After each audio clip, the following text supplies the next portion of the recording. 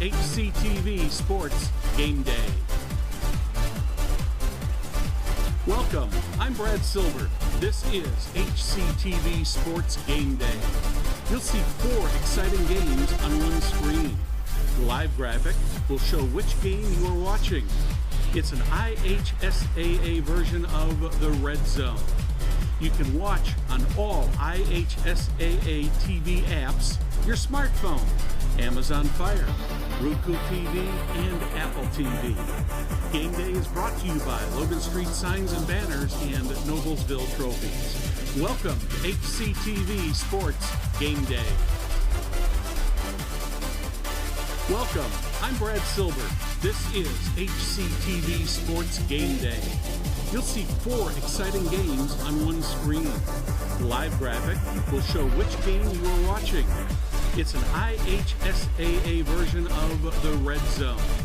You can watch on all IHSAA TV apps, your smartphone, Amazon Fire, Roku TV, and Apple TV. Game Day is brought to you by Logan Street Signs and Banners and Noblesville Trophies. Welcome to HCTV Sports Game Day. Welcome, I'm Brad Silver. This is HCTV Sports Game Day. You'll see 4 exciting games on one screen. The live graphic will show which game you are watching. It's an IHSAA version of the Red Zone. You can watch on all IHSAA TV apps, your smartphone, Amazon Fire, Roku TV, and Apple TV. Game Day is brought to you by Logan Street Signs and Banners and Noblesville Trophies. Welcome to HCTV Sports Game Day.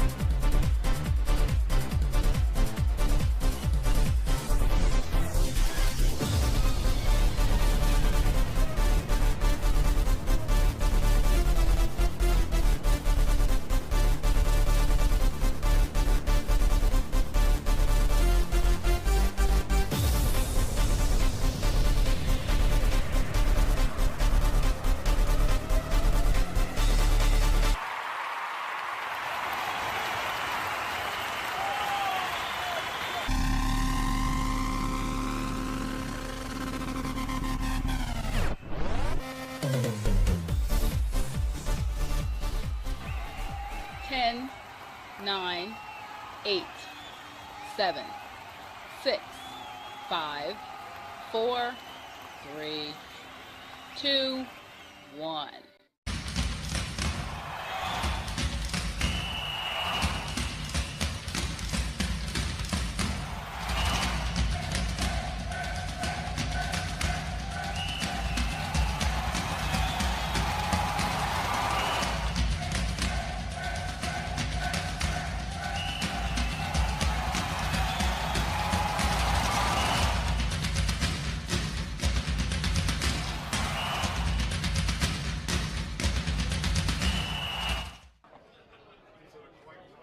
Tonight, they play for a trophy. They are the Kokomo Wildcats and the Harrison Raiders. It's Class 5A football, Sectional 11. Tonight, the winner moves on to the regionals. The loser gets out the basketballs and the wrestling mats and looks forward to the winter sports season.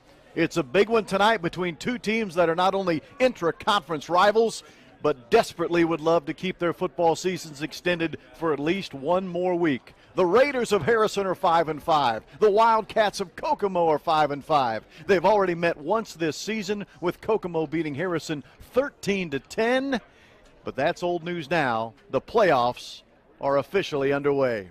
Hi, everyone, and welcome tonight to Kokomo High School, the home of the Kokomo Wildcats, where they will entertain the Harrison Raiders in this championship game of the Class 5A Sectional 11 title tilt. I'm Rob Blackman. Pleased has punch to have back Big Jan Bozier as my broadcast partner. He spent the last 2 weeks traveling internationally, not for pleasure, by the way, but for business. But he's back for some pleasures, what we hope is some pleasurable football tonight between two teams, Jan, that, as I mentioned a moment ago, not only are they intra-conference rivals, they've already played once this year. Kokomo beating Harrison 13-10 back in week number 7. This game is awfully juicy, at least on the surface. We think it should be a good one. I think there's a lot of great stories in tonight's ball game. Always interesting to look at teams who have to play again. I think both teams are excited about that for sure. Kokomo winning the first one, but Kokomo, interesting story, 5 losses early. But you look at these 5 teams, you go, wow, 5 losses. Those teams were 42-9 this season. So you know what? Kokomo, I think, got better because of those losses. How about what Jan's talking about? Kokomo starts the season 0-5. They do it with a brand new head coach in Richard Benberry. Now, he had been an assistant here for 3 seasons under the previous regime, Brett Colby, who took this Kokomo program all the way to the state championship game last year. But Coach Benberry takes over. They start 0-5. Everyone's saying, what's wrong with Kokomo? What's wrong with Kokomo? Well, they've ripped off now 5 straight wins. So I think maybe the answer to that question is it just took a little time to get gelled. No doubt about it. I think they needed that time. They played a really great schedule. And I love these teams, and we've seen it through the years, Rob, that just get hot at the right time, too. Yeah. There's always something to be said about that going into tournament time. You're playing good football at the right time, and I think Kokomo for sure is one of those teams. Here's the other thing. When you look at Kokomo and starting the season 0-5, then winning 5 straight games, you think about what they have done on the offensive side of the football. They have put up some just ridiculous numbers this season. But more importantly, they haven't really been at full strength for most of the year. Their quarterback, Levi Rabus, didn't even play in the first meeting against Harrison because of injury. Now he's back, and he will play tonight. But for the most part, when you go up and down the roster, Kokomo has had most of their key players miss at least a game or 2. And to your point, they seem to all be not only playing well here at the end of the season, they're all getting healthy at the end of the season. Yeah, that's for sure. And the other piece of it, this is a little bit different look Kokomo ball club because really more run-oriented in the stretch that they had to Lucas. And they love to throw it now. They get some great receivers. They'll throw it. They're pretty well balanced, but they'll like to throw the football. Harris, on the other hand, a little different. They want to run, and run some more. They do. Let's talk about the Harrison Raiders, led by their 5th-year head coach, Terry Peebles.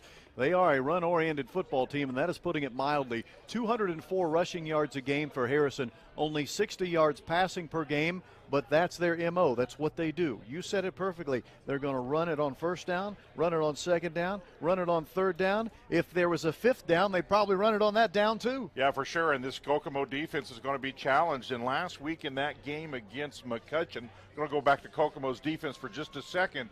They held McCutcheon twice to just 1 yard, and had McCutcheon been able to get that 1 yard, that may have been a different outcome. Right. So Kokomo's defense has gotten better against the run, and they'll have to because Harrison has really developed a strong, hard-nosed running game. Well, let's take a look at the 2 quarterbacks and compare them. Kokomo's Levi Rabus, who will wear number 3. Rabus is a 6'1", 182-pound senior who has completed 49% of his passes this year for over 1,800 yards, 17 touchdowns, but 16 interceptions. He has been prone to throwing some picks. Again, the good news for him, he's put up those big numbers, and he hasn't even played all season because of injury. Think how good the numbers could have been had he played all year. For Harrison, they are led by Andrew Jensen, a 6', 175-pound senior. He's only attempted 66 passes all year, thrown for 431 yards, 4 touchdowns, 4 interceptions, but he does have nearly 500 yards of rushing and 9 rushing touchdowns. Jensen is the rushing quarterback. That's what he does best in this run-heavy Harrison offense. Rabus, a very good passer for Kokomo, as Jan mentioned, in a pass-heavy offense. Both teams are 5-5. As we mentioned, they've already played once this year. 13-10 was the final. Prepare for him, but also expressing some concerns, feeling as though his ball club's a little banged up.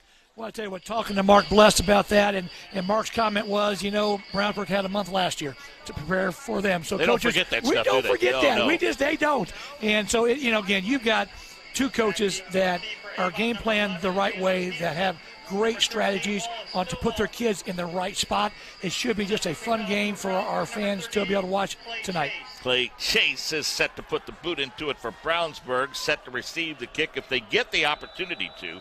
It'll be number 11, Jalen Peterson, we should say, and 13, Wallace Stovall. That's a deep kick. It's going to come down to about the 5-yard line, and Peterson's going to have the return. He finds a little seam across the 20 to the 23, and that's where Avon will go to work. Up front, Martindale and Bowles, Neese, Fisher, and Batten, the offensive line. Tice Farrell is the H-back / tight end hybrid. Coach Shive talked about Jalen Peterson at the wideout along with Cohen Murrell, and then in the backfield, Samson James. Henry Hessian, the quarterback, 116 of 212 on the season. He's thrown for over 1,600 yards, 14 TDs, and 7 INTs. He will carry it occasionally. He's rushed for close to 200 yards or so. So 1st and 10 for the Avon Orioles. That's Samson James standing to the right of Henry Hessian. Avon goes to the air. They want to air it out early, and a breakdown defensively all by his lonesome is Jalen Peterson, and just like that, the Avon Orioles going to get into the end zone. Clearly a broken coverage. Well, I tell you what Avon did, they swung Samson James. The corner saw Samson swinging out, thought for sure, first play, easy throw. Again, let the receiver go, and really, again, great execution by Avon. As easy as that looks, folks, I'm telling you right now, he's wide open. All you want to do is get the ball to him and let Jalen do the rest of the work. Eric Moore's pretty good offensive coordinator. Not the one from Center Grove, yes, the offensive coordinator here for Mark Glass. I tell you, it couldn't have started any better, but that's what Samson James does when he's healthy. He's here. He draws the attention not just of one, but the entire defense. Nick Bandy, 33 of 38 on the season on point afters. Ball is down. The kick is up, and it is good. And just like that, Avon Orioles strike first, 11-4. Well, here comes the run-heavy offense of the Harrison Raiders, led by Andrew Jensen, the young man who wears number 7, the 6-foot senior, who lines them up in that double-tight formation with 2 wingbacks.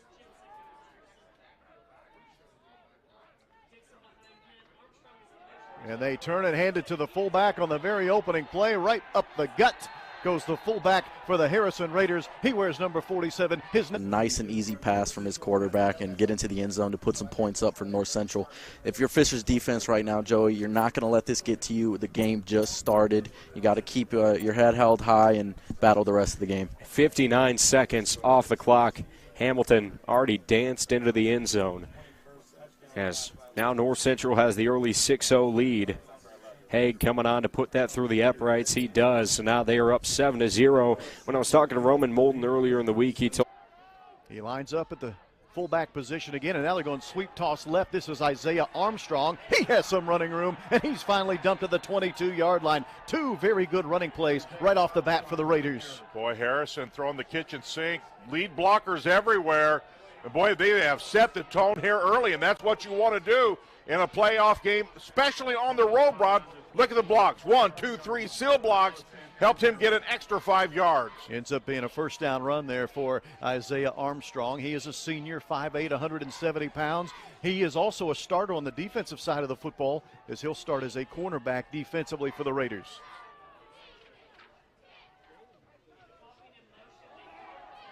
This time, the quarterback is keeping. There goes Jensen down the left sideline, pushed out of bounds inside of the 5-yard line. He finally got bumped out of bounds out of there by Kokomo's Lawrence, who wears number 28. There's the danger of the running quarterback, as we highlighted in the opening.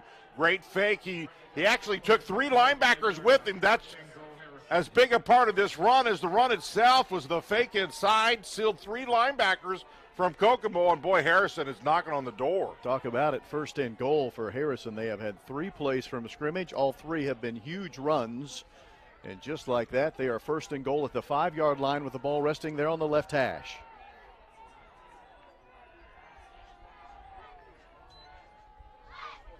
And a penalty flag is thrown. The ball was given to the fullback Dixon, but a flag was thrown just as the ball was being snapped.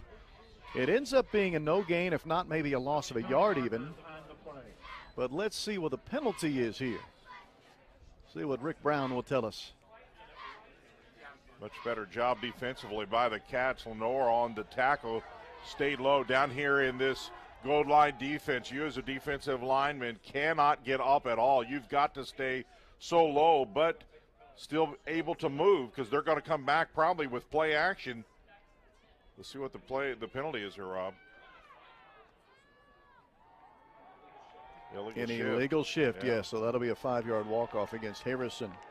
You mentioned the name Miles Lenore. Keep a close eye on him tonight, fans. He wears number 57 for Kokomo, and he is a good one. A 5'6", 180-pound sophomore who comes in with 11 tackles for loss, 3 sacks this year, and a blocked punt. Second and goal now with the ball moved back to the 10. Here's a sweep around left end. Touchdown, Harrison. Just like that, they are on the board, are the Harrison Raiders. Yeah, and they just set that thing up. You knew after dive they were going to come with something with a lot of movement, play action. This is just as good as a play action because you got movement, fakes, and Kokomo was really setting for the inside dive, and that was easy for Harrison. And it's Steve Coughing with a touchdown run. It's his 3rd rushing touchdown of the season. And early in the ball game, less than 2 minutes in, as a matter of fact, it's 6-0 Harrison. And now a penalty flag is flying before the Raiders have a chance with Brian Pennell, their place kicker, to try to attempt the extra point. And this is an illegal motion against Harrison, so Pennell's going to have to move back an extra 5 yards to attempt the extra point. Pennell has missed only 3 extra points all season. He is 28 of 31. Well, you just have to say that Harrison got off the bus and they were just flat out dialed in to get this thing started. Kokomo's going to have to answer the bell here in a hurry. A minute 16 into the game, Harrison runs 4 plays from scrimmage, all running plays, and cashing in with a touchdown. The extra point is a low kick, but it's a good kick, and it's 7-0 Harrison. We're just age-old mistake of trying to run before he had it. That could have been beautiful field position, but he was thinking end zone. He was thinking end zone clearly right there, Joey. We were talking about the special teams before the game. That is what they're known to do. They're able to almost capitalize off of chances like that to get the ball back. Roman Molden making a small, costly mistake, like you said, trying to run before it was even in his hands. But it will put NC at the Tigers. Yeah, that's all the way down to the 13-yard line. Yeah, the 13-yard line. Gave him some rough starting position here. And as a senior, Molden has meant so much to this program for every year that he's played. He's obviously trying to get his team on the board. Not able to do that there. Could not secure it. So now North Central in some pretty tough field position. Hand off to Tarver. He bounces to the outside. Good juke. Tarver breaking tackles. What a truck as he gets the first down, lowering the shoulder. Lowering the shoulder and absolutely running over the defender right there for a nice yard, to bring NC all the way to the 26-yard line. Tarver's not the type of guy you just wait on your heels to tackle. The only way you're going to bring him down is if you dive forward and meet him in the middle. Just an incredible runner as he was able to get the first down. And now North Central out of the danger zone. They're up to the 27-yard line and moving. 4 receivers set. Tarver the back. Thompson hands it off to Tarver. Tarver trying to get outside off tackle, and he is brought down at the line of scrimmage. Brought down at the line of scrimmage. I think that's going to progress the ball up. Kurtz will be the recipient. Kurtz with the heels just touching the 20-yard line. Not much pressure put on. Ball's going to get on the ground and take an Avon bounce. Kurtz is going to let it roll to the 5 before he scoops it up. Now to the 10, to the 15 before he's wrapped up and dropped, and we have a late flag in. For Harrison. They're only allowing 16 points a game.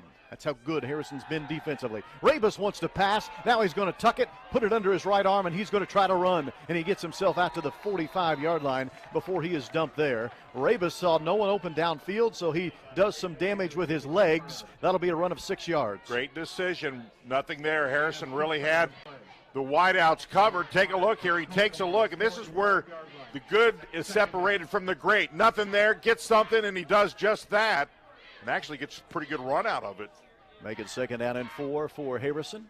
I beg your pardon, for Kokomo, who is averaging 196 pass yards a game, or the Cats 92 rushing yards per game.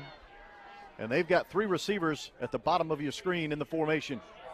And they're going to go running play. They put everyone to the left and then a running play to the right. That ends up being a very nice run by the young man who wears number 12, Jeremy Baker, a first down run into Harrison territory. Well, Kokomo's averaging just about 92 yards per game on the ground, but listening to the Kokomo coach this week, he really feels like they need to be productive on the ground as well as this high-powered air game. Baker last week, 94 rushing yards in their sectional victory at McCutcheon. Baker, in the first meeting against Harrison back on October the 5th, ran for 122 yards against the Raiders. And they're going to give it to him again. This time, though, the defense was ready. That's Quinton Wood, number 20, a linebacker for Harrison, who met him right at the point of attack. It's going to end up being a gain of 1.5 yards on forward progress, but a good play by the young man who wears number 10, or number 20, I beg your pardon, Quinton Wood. Yeah, Wood makes a really good stop here.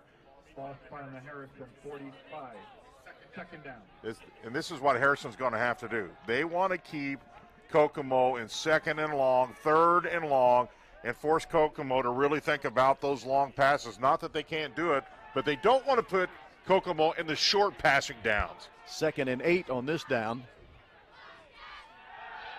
Rabus on a draw play. Boy, there's good yardage initially. I thought they were going to pop that one out for a little bit more. Speaking of pop. Free, he could be gone. Midfield, 40, 30. One man trying to track him down from behind and does. Ton of credit to Cameron Moulton, the cornerback, for tracking him down. And on 3rd down and 1, a run deep into Oriole territory to the 6-yard line. I thought it was just a matter of time, just because of the fact I really like the way that Donnie Marcus runs here. And again, great job of getting a pad on a pad if you're an offensive lineman. They just got, again, enough to cause a stalemate and gave their tailback Marcus a chance to run. Pretty good second level blocking there as well. They got hats on the linebackers for sure. And when you get that second level blocking, that's where the seams come. So a pickup of a couple, as we talked about, neither team really focusing much on the run, and now all of a sudden it's the Donnie Marcus show. Well, to your point, Mark, anytime you see explosive plays, runs of 20 yards, your receivers are doing a great job of blocking at the next level, and your linemen are getting two linebackers. Great point. 2nd down, 5. From the 5. Looking to throw. Pressure coming. He runs it just shy of the goal line. Wrapped up and dropped at about the 3. Clayton Peters, middle linebacker at 5'10", 2. Open behind the defense, and he overthrew the wide out. Kokomo's Stephen Edwards had gotten behind the. Got a Brownsburg Bulldog that's a little slow to get up. Tell you, Mark, it was a really nice job, kind of change up there by Chris Bobby, the defense coordinator of Avon. Chose not to go get the quarterback. When things in your life change, your insurance should too. Luckily, an Indiana Farm Bureau insurance agent can help you to see if you're. Stephen Edwards, who had 2 touchdown catches last week in the win over McCutcheon, one of 13 yards, one of 72 yards. Yeah, he had 44 receptions coming into this ball game. And Rabus is under some pressure. He's going to be dropped down. Oh, and we might have a late hit. That's going to be a flag. Yep. And here it comes. Rabus had already been sacked. He was going to the ground. And then a late hit coming in from the Harrison Raiders. And this is going to be an automatic 1st down and 15 yards worth of free offense for Kokomo. They may get a helmet-to-helmet here. And I actually think he might have actually been tripped as he comes in there. Oh, he got pushed. Yeah. He was blocked into it. Yeah, see that? He kind of lost his balance and just kind of accidentally lands him. Nevertheless, it's still going to be a penalty, and rightfully so. It's one of those things, but you're right. He was pushed or tripped or both. He was blocked into him. Now, of course, look, at the high school level, the officials can't go to an instant replay. So on 3rd down and 3, Brownsburg to Donnie Marcus. Nothing doing. And how about the linebackers sliding in? And also stepping up from the free safety position. How about Alex Griffin with 67 total tackles on the season, including 5 for loss? Incredible job there by Nathaniel James. Just the penetration stopped everything. No place for Donnie Marcus to go, but penetration does cause problems, and it did on that play. Shouldn't be a problem for Clay Chase of the field goal department. 8 of 11 on the season, his long 48. This one is from 22, we'll say, because it's spotted on the 12. The ball is down, the kick is up, and it is no good. A hit after, It's going to bring up 3rd and 4 now for the Tigers. Ball on the 41-yard line. Joey, we have 4 minutes and 50 seconds left in the first quarter. Time is absolutely, flown by. Yeah, it really has. This game. One of the things I'd also like to highlight is the fact that North Central's defense hits. It's now a 4th down here. 4th down and 2 for Kokomo, and now we have a stoppage of play, and Kokomo wants to take a timeout. A big 4th down coming here for the Wildcats, and head coach Richard Benberry wants to make. As they were obviously not liking the look out there as this North Central team was absolutely loading right now, except for a couple of broken plays. Well, both of these coaches know you win with defense and you win to run the football, and I think we're going to start seeing more of that as the game goes on. Hessian and company go to work. So we saw plenty of Donnie Marcus in the second series. We'll see if we hear something from Samson James in this one, and we don't early, but Henry Hessian decides to keep it, and as we mentioned, he'll carry it on occasion. He's got 175 yards on the ground, picked up 7 there on a well-designed play. Well, the nice thing, again, is what Eric Moore has done, the offensive coordinator, is they are breaking tendencies. Okay, you've had time to go back and self-scout yourself and do things. Now you're going to start seeing what are teams seeing on you, and how can I now do things to counter what they think that we're going to do. Well, this time of year, sometimes you do find yourself kind of fixing your own issues. Yes, absolutely. Much as focusing on your opponent for sure.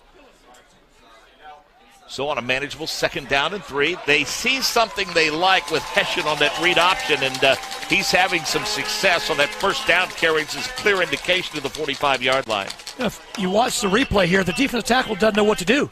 He's chasing Sampson, and again, there's nobody for Hessian. Great job of just reading that defensive lineman. Again, some of the best runs are the runs you don't have to block people, but just read them. From the 40, Avon starting to click a little bit offensively. Their opening drive consisted of 1 play. Touchdown pass to Jalen Peterson. Now Samson James gets a look and finds some room to the right side. Running behind. Ravis wants to pass. Now he tucks and runs because he has some running room. He's inside of the 10 and will be dumped at about the 8-yard line. He can't go any further than that. But a nice decision by Ravis. No one open, so he tucks the football and runs it inside of the 10-yard line. Another great decision quarterback-wise. And the game is probably going to be close or could be close. The old adage, game of inches, he gets a lot of yardage here, and it all adds up. Great decision again. Deshaun Winston into the game in a tailback position. Keep an eye on him. He had a big run for the Kokomo Wildcats earlier in this drive. He wears number 38.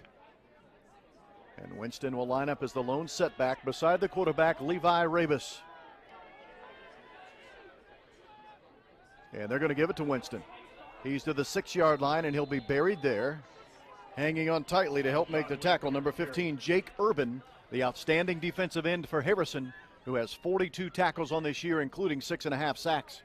Well, we wondered if Kokomo would answer the bell offensively, and for sure they have. They have not scored yet, but they are certainly marching. So both these defenses are being tested here early. The ball is on the 7-yard line. It is 3rd down and 3. Kokomo's opening drive of the game. Harrison used only 4 plays on their opening drive and scored a touchdown.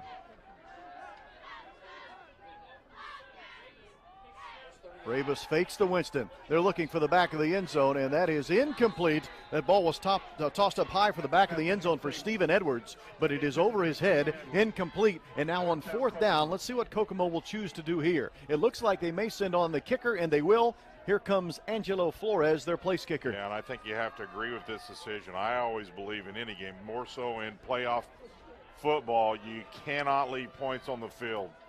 Flores on the season is 2 for 5, with his long being 25 yards, and that was the game winner last week against McCutcheon. The 25-yard field goal won the game for them. This one will be from 20. Touchdown Orioles. He's pretty good.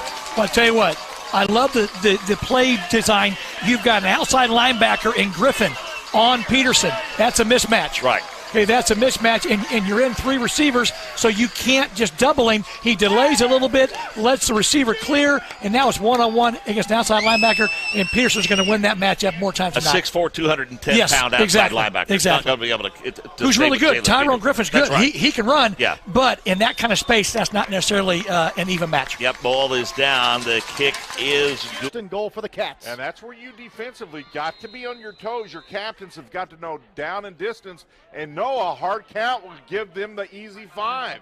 And Kokomo takes a second timeout here in this quarter and on this drive as well. 4:15 to go in the opening quarter. Kokomo is driving on the IHSAA Champions Network, presented by Indiana Farm Bureau Insurance. Increased tenfold As you can see, this North Central team not happy with that last turnover, taking it out on the field. A little bit of taunting. Handoff to Dylan Scally, his first run of the night. He's running head down all the way forward, leaving everything out there. He'll get right up to the 15 marker. You know, Dylan Scally standing at about 165 pounds, Joey. He's just a pinball running back. He will bounce off of defenders and bounce off of blocks as much as he can, but he will always have the intention of moving forward, and that is something great that he brings to this Fishers team. Fishers makes an audible at the line. Rue steps back into the shotgun, trips to the bottom part of the field, bubble screen over to Colin Stotts. Stotts now 1-on-1, 2-on-1, and he is thrown out of bounds, picking up the first down, and Fishers making that quick decision at the line, picking up the first down. I like that decision there. First time we saw the bubble screen for him, and Colin Stotts had We were thoroughly impressed. Yes, sir. Yes, sir. Full house backfield for Kokomo. First time we've seen the I formation. They will turn and hand the ball to the number 38, Deshaun Winston, and he did not have a whole lot of running room up the middle. Is a big man, and they're going to put him in at running back. So we'll see how that ends up for him. He played running back a couple of times last season. Hand off to him up the middle. He stays on his feet. He's inside the 6-yard line. Jeffrey Brown's going to be hard to bring down. He is a monster of a linebacker and a monster of a running back. You're definitely going to need 2 to 3 defenders in order to bring him down, Joey. As you mentioned, he did play running back, I believe, last year. And What a pleasure. And this is Jeremiah Neal now blocking at 240 pounds as the fullback, and that ball is out of the back of the end zone. That's good defense. Thrown to the back of the end zone and incomplete. And he's going to move up to fullback. Dylan Scally, the running back. We'll see if he can create enough space for Scally to get up the middle. It's going to be another handoff. Scally juking inside, could not stay on his feet. He had a spin move, trying to gain some yardage, trying to get loose, but ended up being brought down just at that 5-yard line. So Fishers, this brings up a 3rd and goal, and it's decision time. Do you stick with the run? Do you stick conservative, or do you try something through the air? I don't know, Joey. As far as I'm concerned right now, I would maybe try. they go to a more traditional look here. And incomplete. That ball was over the. That's with Jonah Dunnick and Colin Stotts, Dylan Scally, Jeffrey Brown. You don't really know. They're playing unpredictable right now. I'd say expect the unexpected, which might be just the expected. Watch for a play action, sort of playing off the ideas. That's what it is. Rue back to pass. Rue throwing over the middle. Ball tipped up in the air, trying to find Jeffrey Brown. It went off his hands, ended up harmlessly on the dirt. That's going to bring up 4th. 20-yard field goal try for Flores. Remember last time they were in this situation, they got Harrison to jump off sides. Flores with a kick, certainly has the distance from 20 yards away, and it is good, and Kokomo is on the scoreboard. Just a couple of steps over top of him, so Fisher's not going to come away with a touchdown. Phillips trying to make sure that this is not a fruitless possession after the defense forced a fumble. That one blocked backwards. Ball is in play. Picked up at the 20-yard line all the way back. No one's going to stop him. 50, 40, 30, 20, and touchdown untouched. Unbelievable turn of events. What might have been a 7-7 tie ball game turns into a 14-point swing as that one is returned 95 yards the other way as Gay comes back with it. 95 yards to the house. Don't really know what happened right there, Joey. I guess the line just wasn't blocking enough. NC was able to get into the backfield, put a hand on the ball, and take it to the house for 6. If you're Fishers right now, Joey, you definitely hate to see that, and I'm sure the special teams is hearing it on the sideline right now. Yeah, absolutely unbelievable. 95 yards the other way. Fishers was so close to a touchdown, and now they're facing a down by 2 scores deficit. So just a real tough turn of events for the Tigers, as that's going to be a sideline warning called against North Central. Their first of the game. Another one will result in another flag and sideline warning for Fishers, and then a conduct call against the Tigers. So that's going to be touchdown called. It'll stand. Personal foul will be marked on for the kickoff. As coming on to finish this one off, we'll see if Haig can give them a 14-point lead. You know, Joey, as I said before, the trash talking it can stay off the field. It can stay on the field when you're on the sidelines, but you talk loud enough to the referees can hear it. They're not going to have any of that all game, and it can affect both teams in the game. So it'd probably be the best if both teams pipe down just a little bit, as North Central is ready to kick this extra point to potentially put them up 14-0. So Haig coming up here. And Lassick tries. Mike could not return the favor. That gets over his outstretched hands. Open field tackle there by Kokomo's Cole Beard. That's a strong run of 8 yards. It'll be 2nd and 2. I love the way that young man runs. He just strides it. He gets out. He makes running look easy. Atizo, last week he was so good. They called this. After the game, they called it the Marcel Atizo Show. I love it. Well, I can understand why. He's one of those runners that glides. You know, he's just like a deer in the wind, man. Just glides. He had 3 touchdowns in their win over Huntington North last week. That included a 98-yard kickoff return. And again, the strangest thing of all this, it hasn't been Samson James yet. He's done a lot of things well. He blocked. What the neat thing about that play there, he was the lead blocker on the perimeter. The reason why he sprung was because of what he did. But boy, did Jalen Bishop, when he hit that hole, he was gone. Receivers engaged as well. Little kick out block to give him that running game at about the hash mark.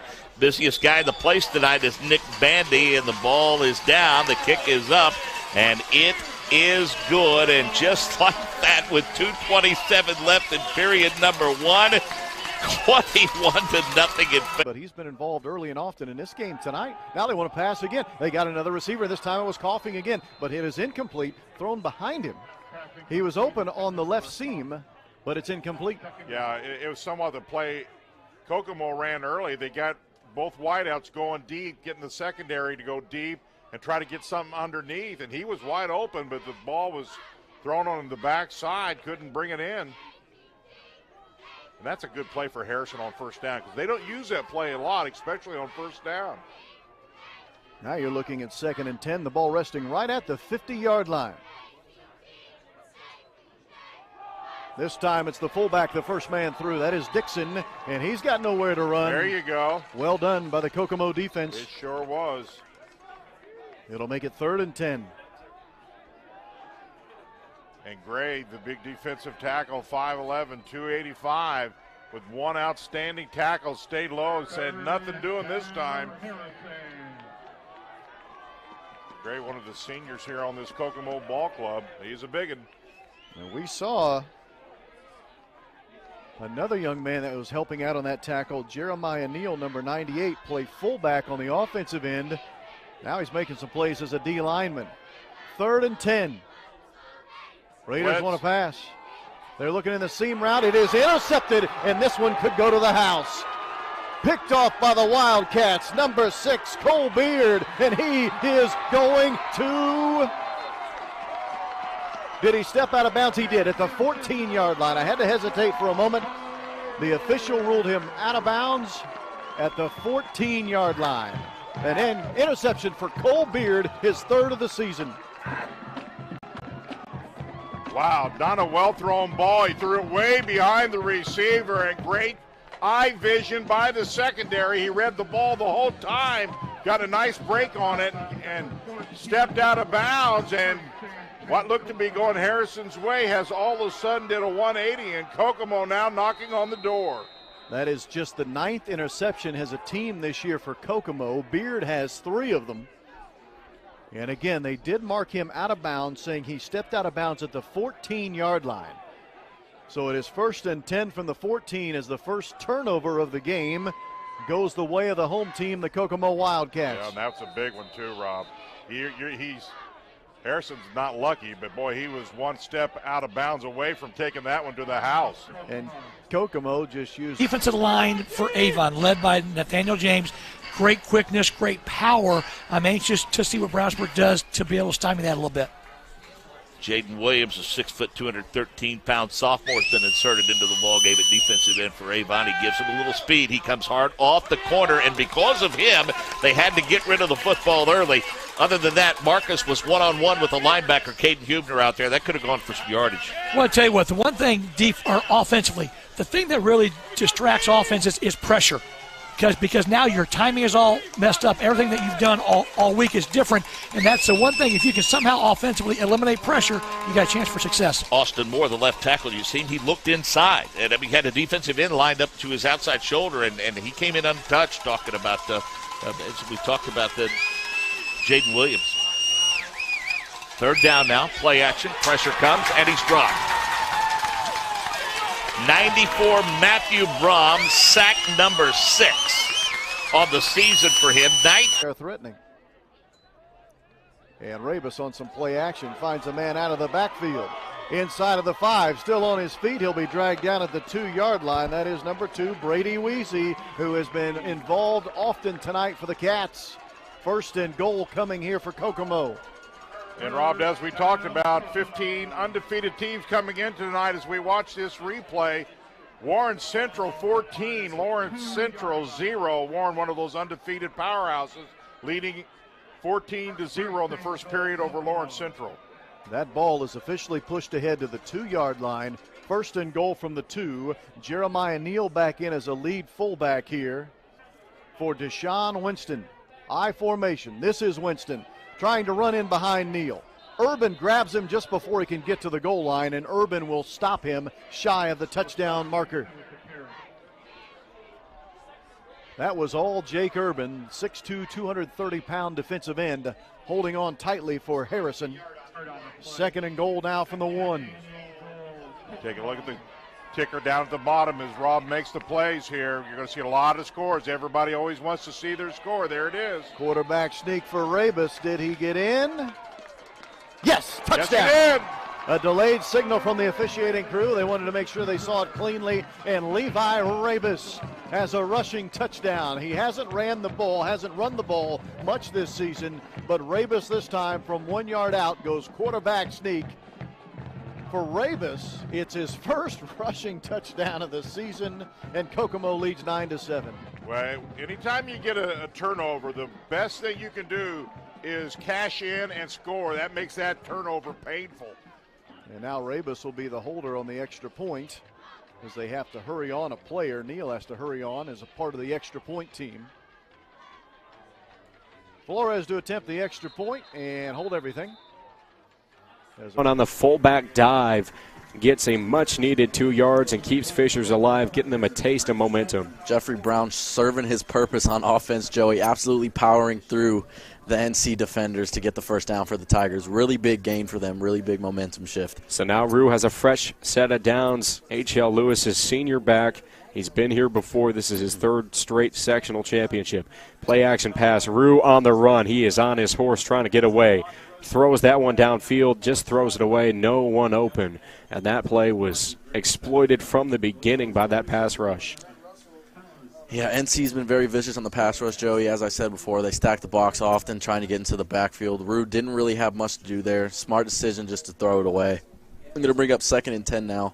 Ball on the 41 for the Tigers. Not a lot of time to wait for a play like that to develop. So, especially against this pass rush. So watch for Fishers to go for those short routes. Way at the last second. Jenkins was the receiver. Ball was on a dime to him 40 yards down the field, but a well-timed hit by Carmel knocked that ball away. Great throw by Maximus Grimes there. I'm not sure if the Carmel defender was able to get a hand in there, but that's a really good throw. That would have been a big play for Lafayette Jeff. Jacob Paris was the cornerback that we were showing you on our screen. That's up 2nd down and 10 for Lafayette Jeff. And the accuracy of Grimes on display on that seam pattern down the near sideline for the Broncos. Carmel hinting at a blitz. They play a 3-man front, but they'll bring 2 backers, and Grimes, good read, just couldn't get out of the way of the oncoming blitzer. Tried to run a quarterback draw against the blitz. He runs directly into the arms of Landon Berger, 3rd and long. Great play there by Landon Berger. Just gets off a block, spin move, and right there for the tackle. Great job. Grimes does have 2 rushing touchdowns in the season, his 46th carry of the year. He doesn't do it very often. It was the right call. Just the individual for Carmel made a fantastic play to splint off the block. Absolutely. Short up back, Zion King picked up that ball off of his shoe tops and takes it deep into Kokomo territory. A very alert play by the young man who wears number 83, a sophomore backup receiver, Zion King. Well, you know, the last 3 times that the return team for Harrison has taken the ball, they've got great field position. This is the best of the 3. It was almost like the coverage overran him because he kind of hesitated and then just had some clear field ahead of him. Officially, the ball will be placed at the 33-yard line. 1st and 10 here. As Jensen settles in under center in the 2 tight formation. They give it to the fullback, and he's going there's nowhere. the big guy. Gray. Oh, what a tackle. Gray grabbed Dixon just as quickly as Dixon was grabbing the football from Jensen, and that ends up being a 1-yard loss. Rob, you know how you know the defensive player is pretty strong? When he bench presses you, when he tackles you. That's how you know he is super strong. That's what he did. He picked him up, bench pressed him, laid him down. Gray, another great tackle. And they snapped the ball with 1 second to go on the play clock, did Harrison. So this is technically the final play of the first quarter, and it's a running play that takes the ball down to the 31-yard line, carried there by Dixon. In football, we're going to see here today from the Carmel Greyhounds. They're lining up as a double tight end set here. White gets the handoff, and White gets a yard, maybe 2. Looks like Britton Chandler, the first one in there. Nice play by Britton. You see Chandler, the linebacker. And frankly, this team knew that to be more competitive with the Carmels and other teams, the top end of 6A, you had to spend the offseason in the weight room, and this group had to be more physical. They have been in the weight room also. This North Central team is just coming away with it, breaking this game wide open. They are just absolutely trashing this defense right now. Yep, that touchdown right there, Joey's going to look to put that. Oh, was it a touchdown? Yeah, that was a touchdown, right? Yeah, absolutely. Yeah, that touchdown right there is going to look to put them 21 to 0. There's still 8 minutes and 26 seconds left in the second quarter. It is not looking great for the Tigers right now. And broken tackles have been the name of the game, as this North Central team able to just shed tackles left and right, and it's getting them great yardage downfield. That time Bingham able to make good use of it. He goes down the sideline 70 yards, cutting back at the end of it and adding a little bit of flair to an already incredible play. That is just absolutely hard. Trent, his receivers are covered and throws between 2 of them. That fullback in Van Banen was the target closest to it. And that is a win for the Jeff defense, forcing a 3-and-out from Carmel. I'm going to tell you, this is a great play by DeMarco across number 82 here. He steps right into the passing lane of where Tyler Trent wanted to throw that football. Great job by DeMarco Cross. He makes him go to a second option, and he was not open. Great job. So the punt team comes on for Carmel. And it is John Rogers that will be punting the football away. And that's the one that matters on the scoreboard. Well, Pennell's going to attempt a 45-yard field goal. His season long is 44. You know, Rob, we have not seen a lot of field goals this year, especially from this distance. See if Pennell has the leg. I think that one's going to be short. It is, and off to the left. So the 45-yard. Jeff just runs away. The old fire call. Don't even bother touching it. As that ball is down. James to the right. Kind of leaks out in the flat. Little stop-and-go route over the shoulder of Jalen Peterson and out of bounds. Jacoby McGowan was there defensively over the top, and Tyrone Griffin, as we mentioned, not going to be able to chase too many guys down, but he did a good job of handling that route defensively with coverage underneath. I'll tell you what, Jacoby, great job in great position. Some of my IU friends and IU fans might remember Jacoby's dad, Scott McGowan, played at Ben Davis, played at IU, great receiver, played in the league. Jacoby, just a junior, having a fine year in the secondary. Well, let's see what Avon dials up here. 3rd down and 9. Hessian fakes to James, keeps it. Some running room, left side. Not really in a big hurry to get upfield with Lawson Aiken tracking him down, and chased out of bounds at about the 49-yard line, about 4 yards shy, maybe 5 of a first down. 4 yards, actually, is most accurate. I don't blame him. Nothing wrong with a little self-preservation there. McGowan and company chasing him. That'll bring Mason Miller, 35-yard average, punts on the season. And again, the guy that handles most of their special teams chores, Bryce Kurtz, is standing at about the 22. No pressure. He's going to let that thing get on the ground and bounce, but Kurtz is able to return it. Kurtz across the 25 to the 30 before about 8 black shirts wrap him up and drop him. Guy in stride. I love it when you get the tight end involved in the offense.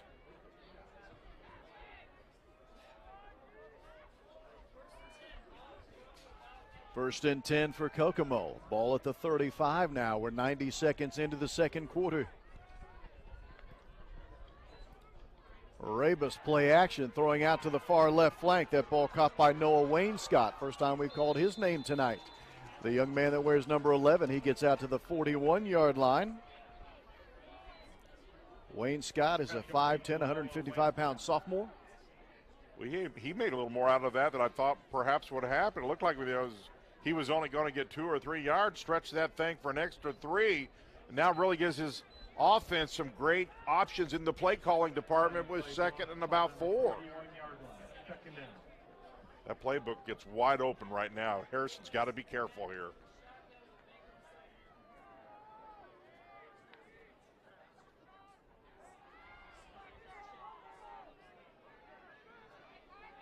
And in stride, it's Jenkins. caught. He runs through a tackle. Touchdown, Lafayette Jeff. No flags on the play. Brian Jenkins has his 19th touchdown grab of the year, and it's 6-0 Broncos with the extra point to come. Folks, Brian Jenkins is special. Again, bump and run coverage up at the top of the screen. He makes a move, gets outside. He just makes a catch. He has great hands. He's able to avoid the tackle, and he gets in the end zone. That's a big-time drive by Lafayette Jeff. And for Maximus Grimes, he adds on to his already impressive record, 47th touchdown pass of the season. A reminder, this is the 11th game of the year for Jeff, so he's averaging over 4 a game, and this one's just getting started. Flag is thrown. Carmel lines up offsides. I think you're right. Jason Ferguson asked, do you want to take it and bring your, potentially bring your offense back out? And sometimes in high school football, ball goes to the 1, you automatically take it. I think right now Pat Shanley wants the point. I think that's a smart move by Coach. Yep, you've already had your big play. Take the point here. That's right. Extra point try coming up for the Broncos. Oh. And the kick might have been partially blocked. It still is up and through, and it's an impressive. Wow, he just couldn't bring it in, but man, he got fingertips on it. Cole Beard, who actually played quarterback in the first meeting between these two teams because Rabus was injured. That's how good of an athlete Beard is. Played quarterback in that game. Is now back at his natural position of receiver, and he almost had an incredible catch. But how about Harrison defense this series? Good pressure has really turned things around here for them, and now they're going to force Kokomo to punt. Great job by the Harrison defense. Rabus is the punter at 34 yards on the average for the season. This is a high punt, not particularly deep, but a fair catch is called for and is made by the return. Hands it off to Scally. Scally going up against a sea of white as he is able to pick up a good 4 or 5 yards. Scally trying to break off to the left right there, getting a nice little gain, going to bring up 2nd and 6. Nice little 4-yard gain. Jonah Dunnick checking out, Mason McCartney checking back in. You wonder if they're going to go back to that no backfield set, Joey. Yeah, that no backfield set has worked for them as they were able to cook up a 9-yard rush from Rue up the middle on a quarterback sneak. It looks like they will just settle for out of the shotgun. 3 receivers, the usual suspects in Jackson, McCartney, and Stotts. Scally the back. Rue hands this one off to Scally in a quick designed run. He gets up near the 40-yard line, another 4 yards. Bit of a low snap right there, but Scally powering through, muscling through the defenders, trying to get as many yards as he can. It's going to bring up 3rd and 3 for the Tigers on the 42-yard line. And you wonder what those low snaps are. Hayden Tobias has been at center for most of the year. He really hasn't had those snaps. He's had some very nice snaps all year, but tonight feels like the pressure's getting to him a bit. We've seen Rue having to bend down and pick it up on a few plays. Hand off to Scally. Nowhere for him to go. That play was blown up from the very beginning. Oaks breaking him down in the backfield for a big-time loss, and now Fisher's faced with a decision. Carmel went 3 and out on their opening drive. Dylan Downing now the lone setback. Little toss play to Downing. Good traffic by Lafayette Jeff, but still Downing got downhill and picked up 4 yards on first down. Really good run and good vision there by Downing to get upfield and pick up some positive yardage, because I tell you what, Jared Nault got in the backfield and he was right back there as the pitch was happening. I don't know how he missed that tackle, but tell you what, that's a really good vision by Downing. I'm not sure how much weight you carried as a junior in high school. Dylan goes 6 foot and 217. Greg, I was 5'2", 102 when I got my driver's license at 16 years old. I loved watching you on Family Matters back in the day. 2nd down and 6. 4 wide receiver set coming up here for Carmel. Handoff goes to Downing, hitting the backfield again. It's tough to bring him down. He still picks up a yard, but you're seeing a lot of black shirts in the backfield for Lafayette Jeff already. That's Jared Nault, number 55 again. I mean, that's just 2 really good plays there to get penetration in a row by Jared Nault. Let's see him just beats the left tackle here. Oh, well, he just that made it easy for him. Left tackle went to the linebacker. Sure did. Went to the next level without touching the defensive end. Didn't exactly have a fullback on that series either, because they're going 4 wide this time. So 3rd down and 5 here for Carmel. Need to get to the 45-yard line. Trent looks to throw. Rolls right side, feels pressure, throws the football, incomplete.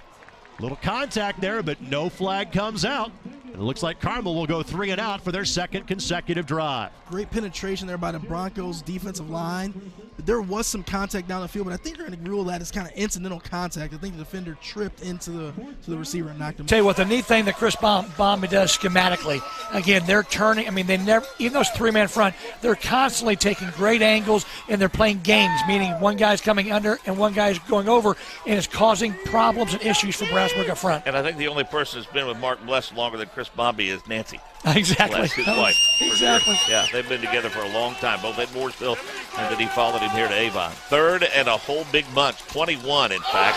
Easter picked off by the Avon Orioles. And some numbers back the other way. So after a big 3rd down conversion, Alex Griffin comes up with the theft. And just like that, any momentum that Brownsburg had gleaned from that big 4th down conversion is effectively gone.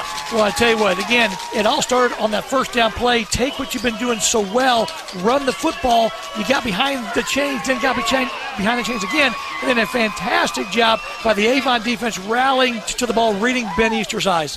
Kurtz was extra coat of paint away from grabbing this one. Here it is. Get the paws up when you pass. He does. Now look how close, almost. Man, that could have been dangerous. Great play on his part, though. Get those big paws up when you see the football go back. And he does a great job of batting it down, then almost makes another big play by intercepting it. 6 foot 2 inch Jake Urban used that long frame to pop that football up in the air, but it's incomplete. And it's 2nd and long, and here's a rare running play for the Kokomo Wildcats. Rabus was not passing on that particular play. It ends up being a 1-yard run. I'll tell you, I'm impressed by Kane and Laurie, Rob. Sorry about that. Kane and Laurie, 87 and 89 defensively, have picked up their game. They are starting to cause some havoc back in this Kokomo offense. 3rd and 9. 3rd and 9 now. This one goes for 67 yards, and it's Derek Matthews of the house for the Broncos. Derek Matthews, again, press coverage. Carmel's going to have to get out of that press coverage because the Lafayette Jeff receivers are the real deal. That's impressive. Nice throw by Grimes. Nice play by Matthews. For Matthews, it is his 12th touchdown of the season. Lafayette Jeff could have 2 potential All-State receivers. A performance like this will certainly help their case. Marquez Vasquez is on for the extra point. For Grimes, it is his 48th touchdown of the season. And the kick is good. 2nd down, and how many did you get right there? 3? We're going to bring up 2nd and 7 now for the North Central Panthers. About 1:30 left on the clock in the 2nd quarter before we head into halftime. Thompson still working his team. High in the sky. Armstrong's going to let it go over his head. He's out of the shotgun. Hands this one off to the outside. That's Trayvon Elliott in at running back. Elliott breaks a tackle. He's still on his feet. Roman Molden pushed away, and now Michael Longo coming in to clean it up. He takes out his legs after a 3-yard gain. Michael Longo in on the nice tackle right there. We saw how versatile Elliott was right there, Joey. Hasn't shown to be much of a threat this game, though. And that's going to be a holding penalty called against North Central, as that'll move him back 10 yards.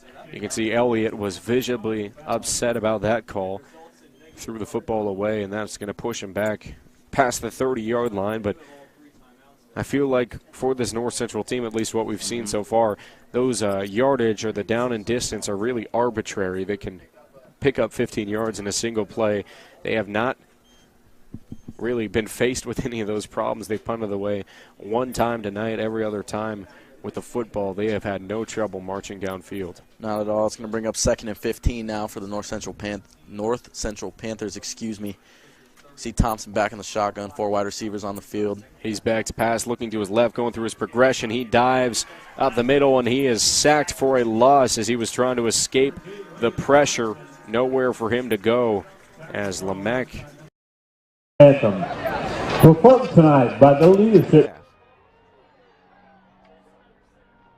And here is Dixon lowering the shoulder, trying to pick up the first down. He needed only a yard, and I believe, well, I think he'll have it. He's going to be awfully close. In the last 2 weeks, I've been 0 for 20, I believe, and guessing on short yardage situations. I haven't gotten one right, but guess what? Hey, I've turned over a new leaf. I got that one right. You know, there's still hope for you, Rob. By Kurtz to Lacey. Kurtz is not a bad athlete. No, he's not. Nathan Conley there with the tackle. Donnie Marcus on the carry, +5 for him. A penalty marker was down. That came in the middle of a pile. Sometimes that's an indication of a face mask. I know the Brownsburg players are clapping, so that tells me, Mark, I think you've got great eyes there of seeing and understanding what the call probably is. Yep. The personal foul variety, and I guess if you're going to get called for that, there are worse places to have that happen because Sure. It's half the distance. So Yep. Move it inside the 3 to the 2.5. Boy, it's huge for Brownsburg, just huge. Off a big defensive stop. Come back, go into the bag of tricks, get it down inside the 10, and they're knocking on the door as we speak. Marcus, carry to the middle. Matthew Brom, Nathaniel James. Hamilton, are you kidding me? Another touchdown for Richard Hamilton. He's not slowing down. He's at the end of the track at the fence, and just a deadly blow there dealt by Thompson and Hamilton, and up 27-0, as that is his second touchdown of the night, second touchdown of the half, and North Central not slowing down. Second down from the 2. Easters to Marcus. Looks like he's just short. Nose of the football, just shy of the goal line. So what Brownsburg wants to do here of some sort of have a crease, get a double team, do something to put 2 guys on one and put Marcus right behind that, and I think he'll be good enough to squeak in there. But as soon as we say that, here comes more big bodies for Avon. 73, Jaden Sheets at 6'2", 330 among those inside. They put the running back, Donnie Marcus, in to take the snap, and Avon shut the door on 3rd down. They brought Donnie Marcus in. They put him under center with all that beef inside, and Brownsburg did not move it. Look at that. There was nowhere to go. Again, it was just a stalemate. Great job by the Avon defensive line of stalemating here. And Marcus, as good as he is running the football, there was no place for him to go because he couldn't get any momentum going. Now they'll go back. They'll get rid of their goal line D and go back into more of a traditional D. Now they'll spread the field. Interesting call here. Interesting call. Little fake, little throw inside, and it's knocked down, picked off, in fact. Right. Again, finds a seam, finds a cutback lane. That should be good enough to move the chains again. All of a sudden now 4 first downs on this drive for the Greyhounds. Yeah, that offensive line is really establishing themselves right now. They are just really moving that defensive line, and Zach White is running all over the Broncos this drive. And, of course, that is certainly a trait of this Carmel program. Chase Southard is the starting right tackle. for the Greyhounds at right guard. It's his name in a matter of moments. In late decision to ride the handoff to White. And White goes behind his left guard that time and picks up 4 yards. Well, again, at this early stage of the game, no need to change your game plan. You simply had to execute, which is what Carmel is doing now. Yeah, I think you get guys like Matt Clevenger, Caleb Schaefer, Sloan Golbat. They're really starting to chop at the bit there. They're pushing that defensive line back. It's not second and goal. They can get a first down without the touchdown. Got to get to the 1. White.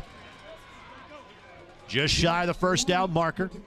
They'll give him progress to about the 3-yard line, and already now White, 6 carries for 37 yards. Seems like White's getting 3 or 4 yards before he's even touched on this drive. Caleb Schaefer at 6'5" and 315.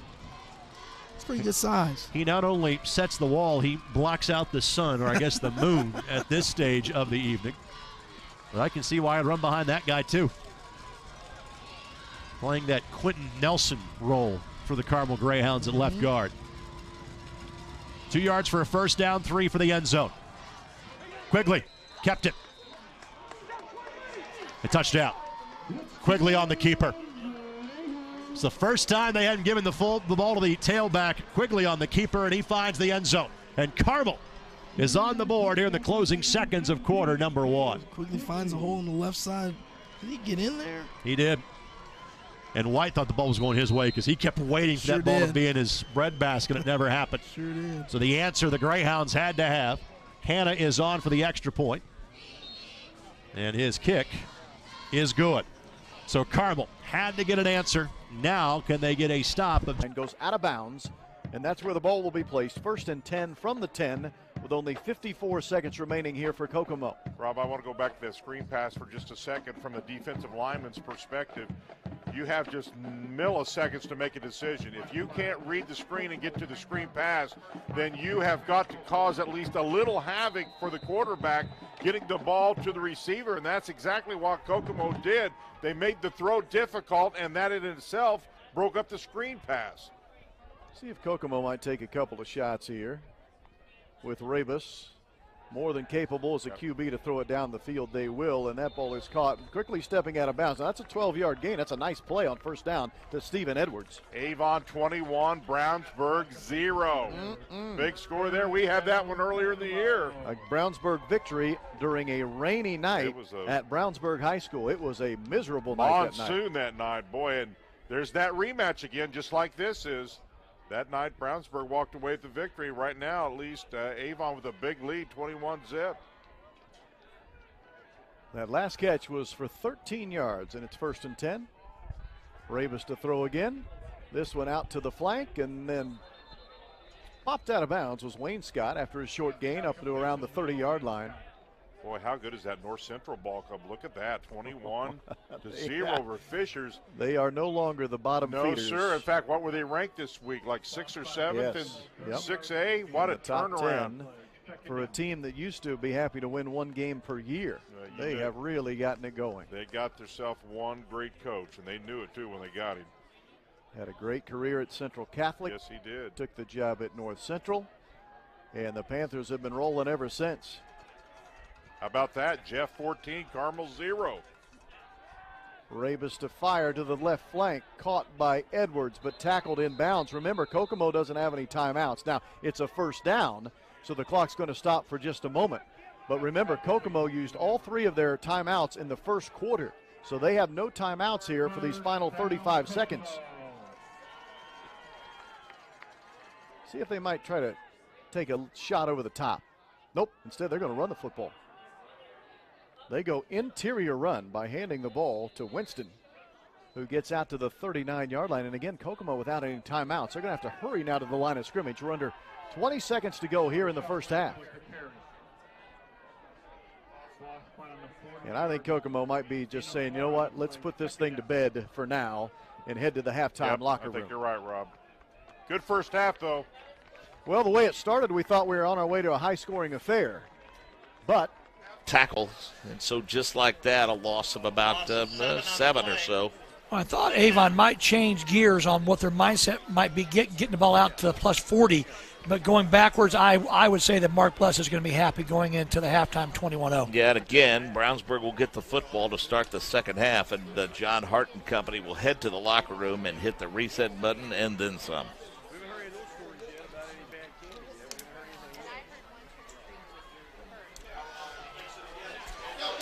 Hessian, keeper, 45, tripped up, dropped across the 45 to the 47-yard line. Only thing really that Henry did wrong there is stay in bounds. Right. Okay, as a young player, again, your clock is your friend here. And again, unless Coach Moore or Coach Bless has told him, let's try to conserve time, I think they want this clock to be able to run. It's third down. You did not want that clock to be able to stop with 105. Now, Mason Miller has a 35-yard field goal on the season. He's 6 of 12. So they're going to need some to start thinking about that with 1:05. But they do have a couple of timeouts left. And at this point, I don't know.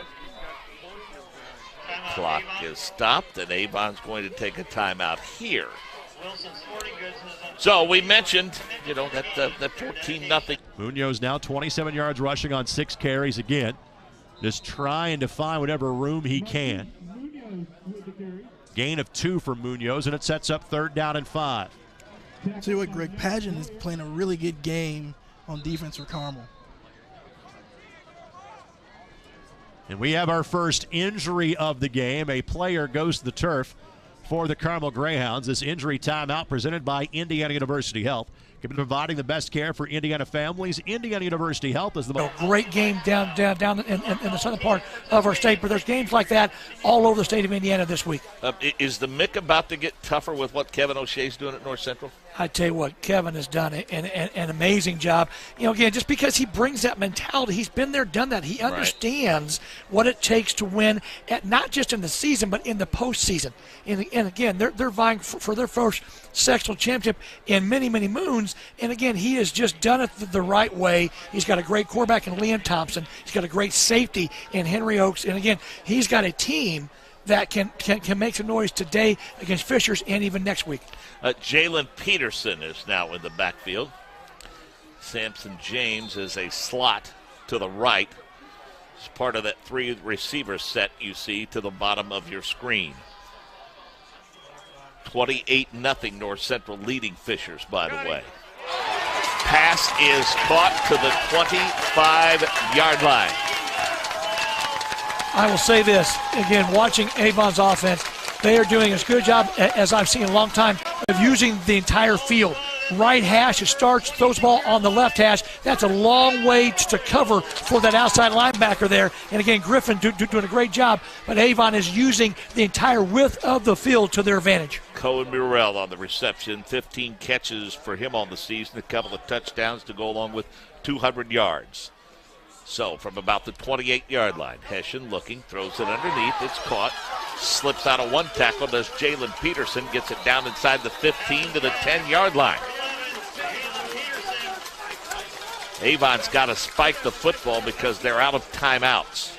Now the clock won't start until they get the chains reset, which they have not done yet. That was odd, though, because I don't know that they ever blew it in play, did they? No, and again, I think the officials were waiting for the change to get set, and it really never happened. But again, we've got an experienced crew here. They understand that there's no harm, no foul there. Great job again of handling the game in general, as they've done all year. Second down. So they'll allow the play to stand. Boy, Peterson, you better tackle him. I think he showed you right there. Yes. You better tackle him. Deceptively strong. 2nd and goal from the 10 for the Orioles. Again, they're out of timeouts with 26 seconds left. Hessian looks toward the end zone. A great throw and a great catch and a touchdown to Wallace Snowball. Mark, could that have been any worse for Brownsburg? No, 1 foot line, 4th down, don't get in. You're thinking it's 21-7, get the ball back, deep to stand. Here comes out of their own end zone, 99.5 yards. Okay, great delivery, great answer for Avon. What a drive. And this is not an easy team to come back on from, 14 down, let alone 28. Mandy with the point after the ball is down. The kick is up, and it is good. And with 20 seconds left in the half, it is all. Made by Britton Chandler. Yeah, good decision there by Quigley to not throw that ball and just tuck it and run and try to get what he could. Officially no gain. So far for the Greyhounds, 43 yards rushing the football, most of those belonging to White. They have picked up 21 yards rushing and most of their yards in total on their last drive that resulted in a touchdown.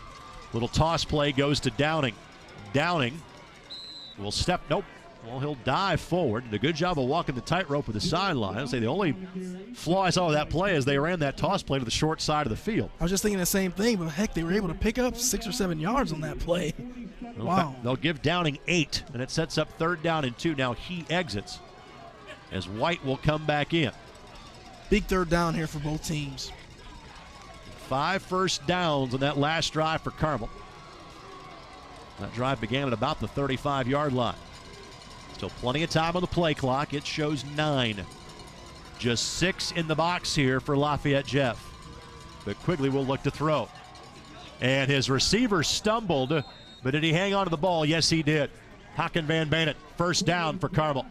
That's very good concentration by the wide receiver there as he was falling down. He's able to get his hands underneath the ball and make the catch for a big 1st down for the Carmel Greyhounds. And again, he is listed as an H-back, but he is more likely to catch the ball than he is to run with the football at 6'2" and 220 pounds.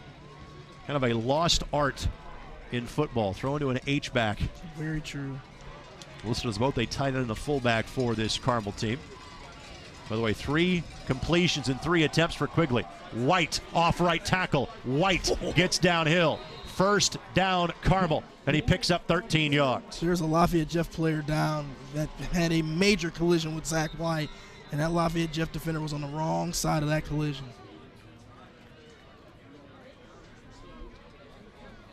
And so we have another injury timeout.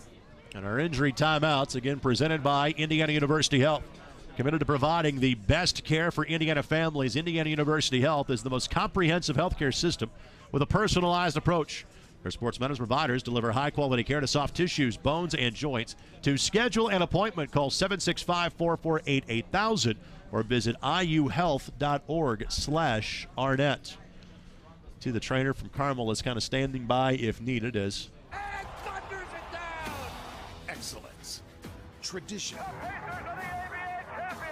then, and now, it's who we are. Stevenson. Oh, he had a look at his eye. And Turner with a big dunk. Indiana is basketball. And we grow basketball here. For Pacers tickets and more, visit Pacers.com. Want to know what I like best about playing basketball for my high school? I like it because it's a place where my friends get to see me play. I like it because I'm playing for someone besides myself. I'm playing for everybody in my school and every person in my community. Indiana high school sports.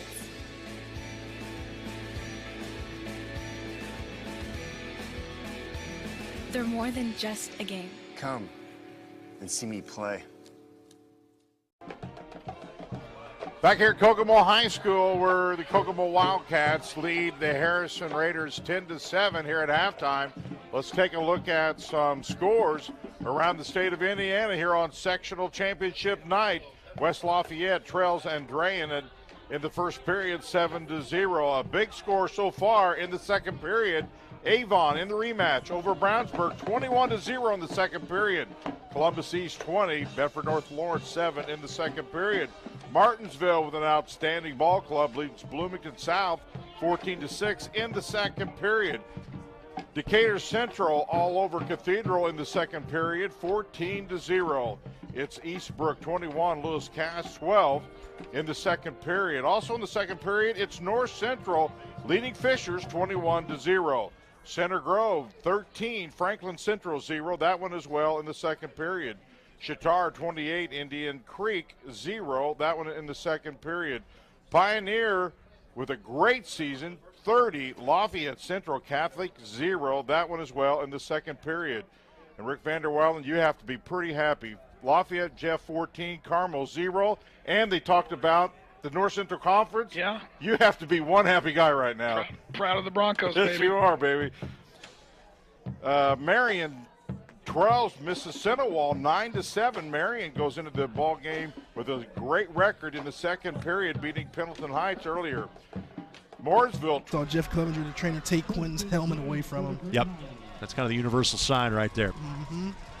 So second drive for Quigley, and it's on pace to be a good one, although he and White nearly bobbled the exchange because the snap was high. Eventually, Carmel able to track down the football. Pretty good one-handed catch by the quarterback, although you never want to give the handoff to a guy via his face mask. It all works out for Carmel, 2nd and 10. Give both Quigley and White a lot of credit there for not putting that ball on the ground. You know, frankly, if we have the weather that we've had for the last several weeks, that doesn't turn out so well for the Greyhounds. If it's last week, it's trouble. You're right. Great call. Of course, everybody in this sectional plays on field turf. That does help a little bit, but no such issue this evening. Play clock is down to 4. Carmel gets the play off in time and run a little counter play. Looking for the deep route. Good coverage applied. Trying to get out of his break in time was Rogers, but both the short man and Van Banen and the deep man and Rogers well covered by Jeff. They were really good coverage there by Lafayette Jeff. Great discipline, because I like that play call. Kind of a misdirection, roll out the other side, the opposite side of the fake, but Jeff really stayed home and played good defensive coverage on that. Garrett Price was the corner that was deep on the coverage. Potential 4-down territory here for Carmel at 3rd and 10 at the 35-yard line. They've got a good kicker, but his long in the season is 43. Quigley facing just a 3-man rush. Looking for the deep ball, has a man wide open. Touchdown. One play ago, the coverage fantastic for Lafayette Jeff. Not so much on that one. Rogers all alone for a 35-yard touchdown, and the Greyhounds are an extra point away from tying this one up. I'd like to see the replay of that one. That just had to be really a busted coverage, because Sam Rogers it looked like he just ran a simple post pattern. He's wide open over the middle for a touchdown. Nice throw there by Quigley. I've been really impressed with Gabe Quigley coming in this game doing what he's done. For Rogers, it is his 5th touchdown grab of the season. Hannah's kick is up and good, which is not surprising. He has yet to miss an extra point this season. So Jeff scored the first 2 touchdowns. Carmel has been there and done that. They've answered. Well, for Avon on both sides of the football, but before we can tout the defense, we'll show you the 4th score of the second half and then get back to how this was all set up with a big defensive stand. Well, I tell you what, great job of on rhythm, on time. I love how Henry Hessen, the poise the young sophomore has there. I just like the fact that he can stand there, and you talk about, Mark, what a great job up front. When you've got no pressure, okay, you can stand there with confidence and deliver the ball, and that's exactly what Henry Hessen did. So Brownsburg looked early on as though they were going to respond. They were in the midst of a long drive of their own. Watch what develops here. But you talk about playing to the whistle and never quitting. Those angle pursuit drills that you do from time to time, here's the beneficiary here. And how big was this? They came away with nothing, having the ball 1st and goal from the 5. That's the play of the first half. Of all the things that went on and all the great things, to me, the effort that Moulton used to track down, a great early in the second quarter. Again, last year, Westside beat Andrean by 46 in that sectional championship game. No one expected a repeat of that. Line drive kick, bobbled, picked up, run back, finding a seam, and that's back to about the 28-yard line, where Jeff will take over on this drive, and the return man was Brian Jenkins. Brian Jenkins on the return here, so let's see what they can do on offense. By the way, score update from Kokomo and Harrison. Kokomo leads that one 10-7, and that game has gone to halftime. Kokomo looking to win their 6th straight game after starting the season 0-5, looking to win their 5th consecutive football sectional. Handoff goes to Munoz, and Munoz again, has done a good job of picking up what has been there. It's not been much against this stout Carmel defense. Munoz 2 yards on that carry. It's a Carmel defense, Chris, that's allowing less than 100 yards a game rushing. Quick hitter. Catch made on the screen, and unable to break the tackle was the man that made the grab in Matthews. He does fall forward for a couple, but good job in space by the Carmel defensive backs. Carmel's playing really good defense right now. In the previous play, I want to give credit to the 6 foot, 195-pound sophomore Dominic Pageant. He's playing a really good game. Carmel does not have a lot of big kids on defense. They got a lot of fast kids and smart kids on defense. Very well coached and very well disciplined. It's part of the reason why they generally play a 3-4. They know they're going to have more speed than they will size. And now Jeff will take a timeout to decide what to call here on 3rd down and 6. Let's take this quick timeout. We'll come back. Key 3rd down play for Jeff when we come back. All tied at 14 at Schumann. Before the end of the first half, Harrison was about to get the ball on a punt return. They would have had a short field with which to work, plus they were going to get the ball to start the 3rd quarter, but they muffed the kick, the punt, I should say. It was recovered by Kokomo, and then Kokomo really took full advantage. And then late in the game, Kokomo's Stephen Edwards got behind the defense when Harrison's free safety bit on the play fake. Ended up being the game-winning touchdown late in the game for Kokomo. Those 2 plays, Harrison looks back on and says those are the 2 plays that did us in. I'm only bringing this up, Jan, because that interception, when this game's all said and done, that might be the one play where Harrison looks back and says that's the play that did us in. Yeah, very well could. And the other thing is that I thought Kokomo really made some for their umpteenth sectional title in a row, it seems, as they're leading Bedford North Lawrence 20-7. That is at halftime. They've had a couple of years where they were in 5A in the 5-class system. 1 year where they and New Pal were in the same sectional. So their sectional title streak isn't that long, but their streak over foes from their own league, the Hoosier Hills Conference, is approaching 100 consecutive games in which they have won, and they and BNL are in the same league. So they're pretty good. They're not bad under Bob Gaddis, the defending 5A state champions. 3rd and 6. 3-man rush for Carmel, but pressure still applied, and Grimes goes down. Just a 3-man rush, but they got there anyway. Ryan Tillev on the sack. First time that Grimes has been dropped this evening. Nice job there by Ryan Tillev. I think Maximus Grimes, that would have been an opportunity for him to really step up in the pocket.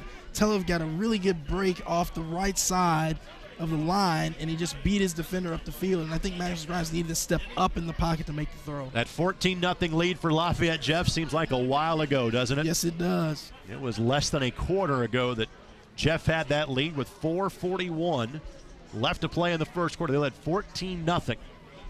But now momentum rests solely on the side of the visitors. Kick, a good one, but returnable.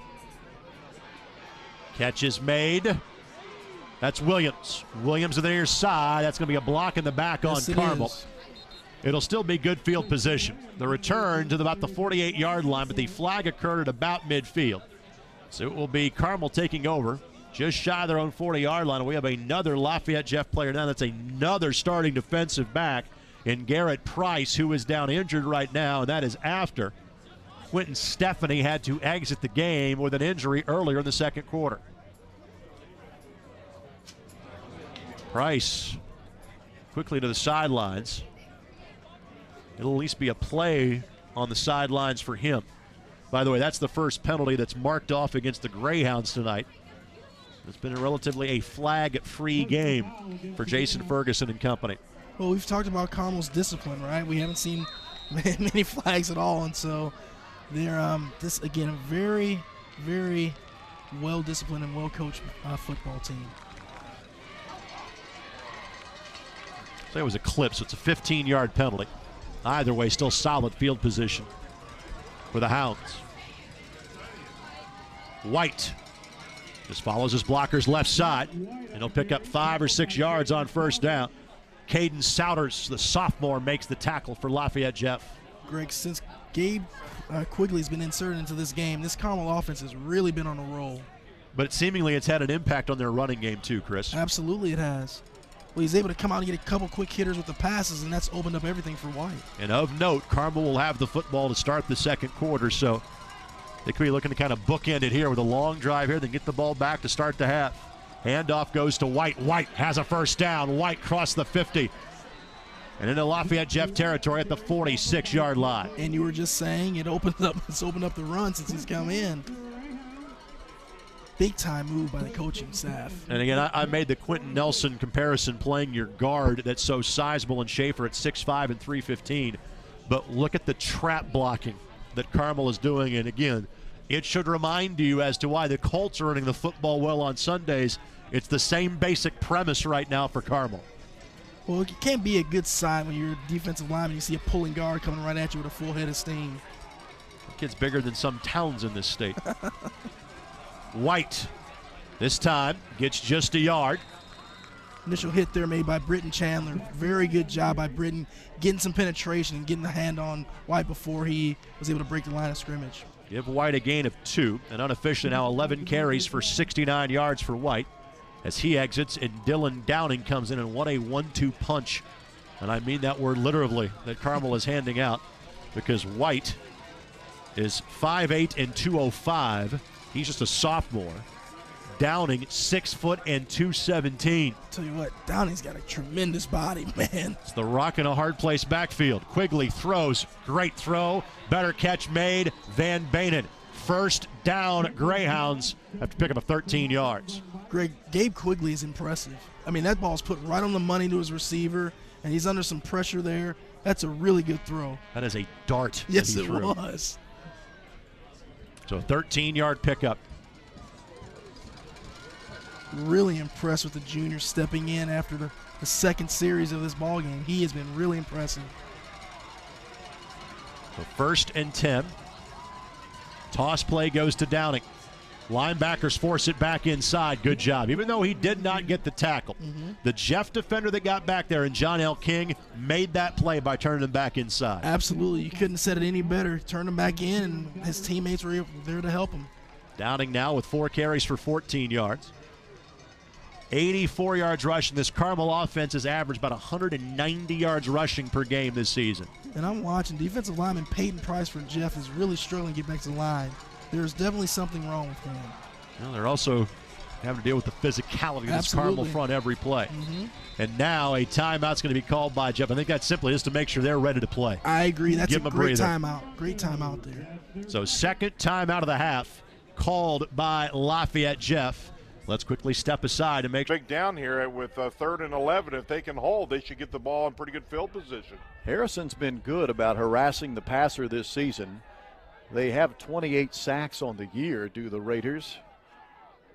And that includes 2 tonight. Rabus setting up the middle screen, and Armstrong was waiting for it. What a great defensive play. Isaiah Armstrong was not fooled as they were setting up the screen play to Jason Spear. Yeah, well said, Rob. Armstrong just reads this and makes the one-on-one tackle. If he doesn't make this, it's trouble for Harrison.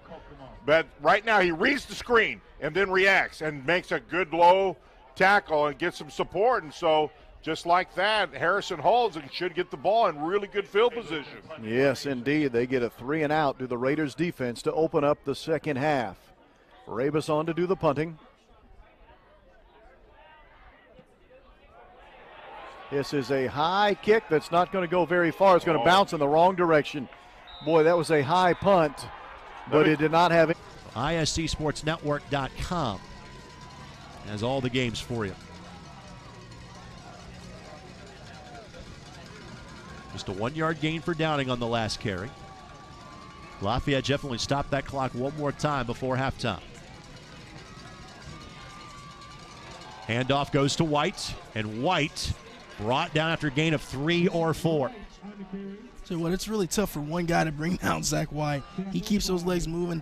Very rarely do you see him go down on first contact. Justin Rand made the play for Lafayette Jeff. 3rd down and 6, and again, potential 4-down territory here for Carmel. They're kind of on the fringe of field goal range. Their kicker in Hannah, 10 of 12 on field goals this year. His long is 43 right now. From this spot, it'll be a 44-yard field goal. Carmel does get the ball to start the second half. Quigley looking near side, catch made.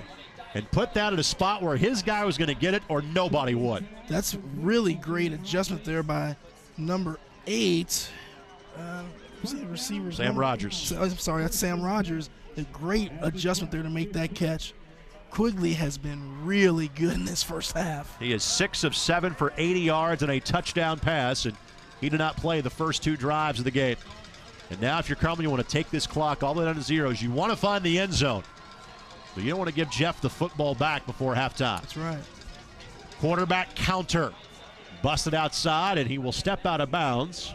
Only drawback for Carmel, that'll stop the clock, but it's still a positive play on first down. That's the only thing that Quigley has done half wrong today. If he runs over there and just slides down, I think he's better off, but, you know, they're still fine. I think that's the point where we're getting nitpicky. Yeah, exactly. And I tell them, if I'm getting nitpicky, that's a compliment. It means you're doing a lot of things well. Absolutely. If you're a parent or a relative of Gabe Quigley, he has been very impressive in this first half so far. Has a rushing touchdown and a passing touchdown, and this is just his 3rd drive of the game. White up the middle. White inside the 5, breaking a tackle and scoring.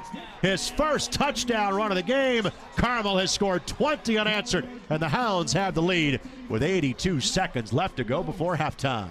Well, that's one of those plays where the kids at Carmel are going to be watching on Huddle tomorrow from Zach White. He was hit at about the 3 or 4 yard line, and he would not be denied in getting in that end zone. Impressive.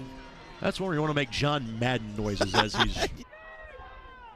Big play here for Harrison. 2nd down.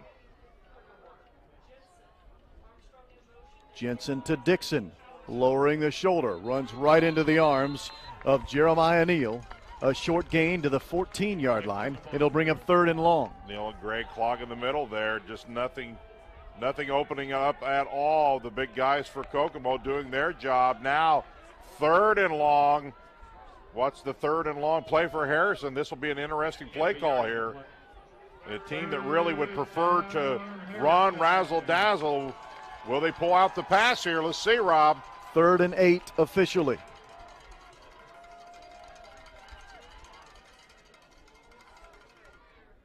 Jensen wants to pass. Looking to the flats. It is caught, but it's not enough for a first down.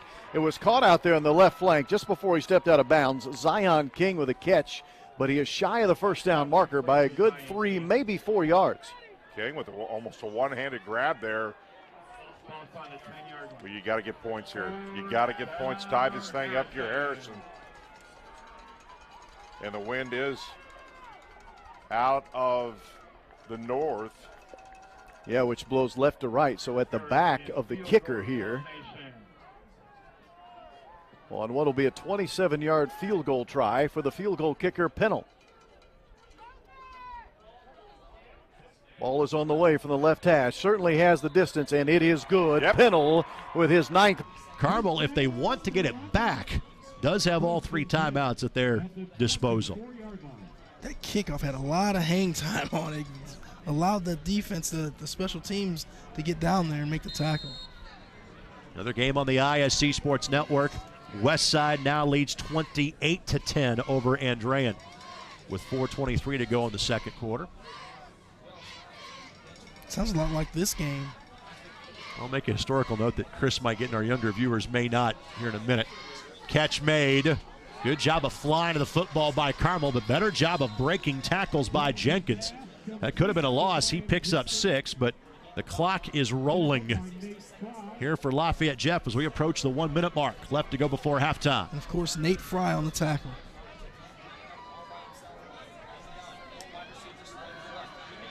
Over the middle. It's tipped and almost intercepted into triple coverage. Jenkins was the target. Harris, one of 3 backs in coverage for Carmel. And it sets up 3rd down and 4.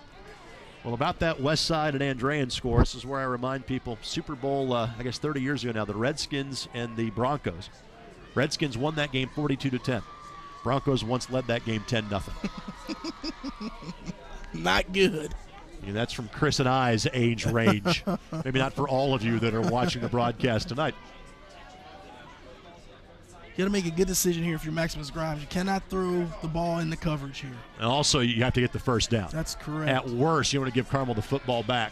Grimes will throw. Munoz, first down, and that was tremendous recognition by Grimes. He literally got to the line of scrimmage and got rid of the football. Very good decision, and Marquise Munoz really has good hands for a running back. That was a gain of 12. Grimes will clock it. So Grimes down 9 of 16, 158 yards and 2 touchdowns. 39 seconds remaining in the second quarter. Again, he is just a sophomore. And for those fans maybe of Carmel that are watching, Grimes was the starting point guard as a freshman for then head coach Scott Radiker last year. Now Mark Barnheiser, the head coach at Lafayette Jeff for basketball. So Max will make the move to basketball when the season is over. He frankly hopes that's not as of Monday. On the sidelines, and great coverage. Really good coverage. Paris, we've talked about him a lot. And he was all over Jenkins, but not in terms of creating a foul, just great coverage. Jake Paris, a 6 foot, 175-pound junior cornerback, playing a really good game. So now 3rd and 10. Line to gain is the 48-yard line. 2 deep safeties here for Carmel, which allows their corners to press up a little bit more, as it looks like we'll just rush 3 on this play. Play clock is at 6. Jeff does have a timeout. They don't want to use it here. Better snap it. They get it off in time. Grimes, deep ball, nobody's there. No wide receiver, no defensive back, and a 4th down punt from about midfield is going to happen here for Lafayette Jeff. And we'll see how aggressive Carmel might be again, knowing they've got the football to begin the 3rd quarter. It may be a knee and go to the half on the road with a 1-touchdown advantage. I think that's what I would do, Greg. The way my offense is rolling right now, I wouldn't do anything risky. I'd get the ball, down it, and I'd go into halftime up 7. Jenkins on for his 3rd punt of the night. Carmel playing more of a safe punt here. They just have 1 man deep. Good kick. Catch made. Flag thrown. Return of about 5 yards for Williams, but this is going to be the 2nd penalty of the game that has been marked off against Carmel, and both have been on special teams. And that kind of furthers the decision to, for about your own 10-yard line, just take a knee and go to the house. You're up 7. Absolutely. And again, like you said, you have the ball come out at halftime.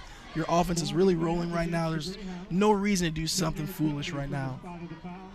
And that will be marked off from the spot of the foul, which is well behind the ball.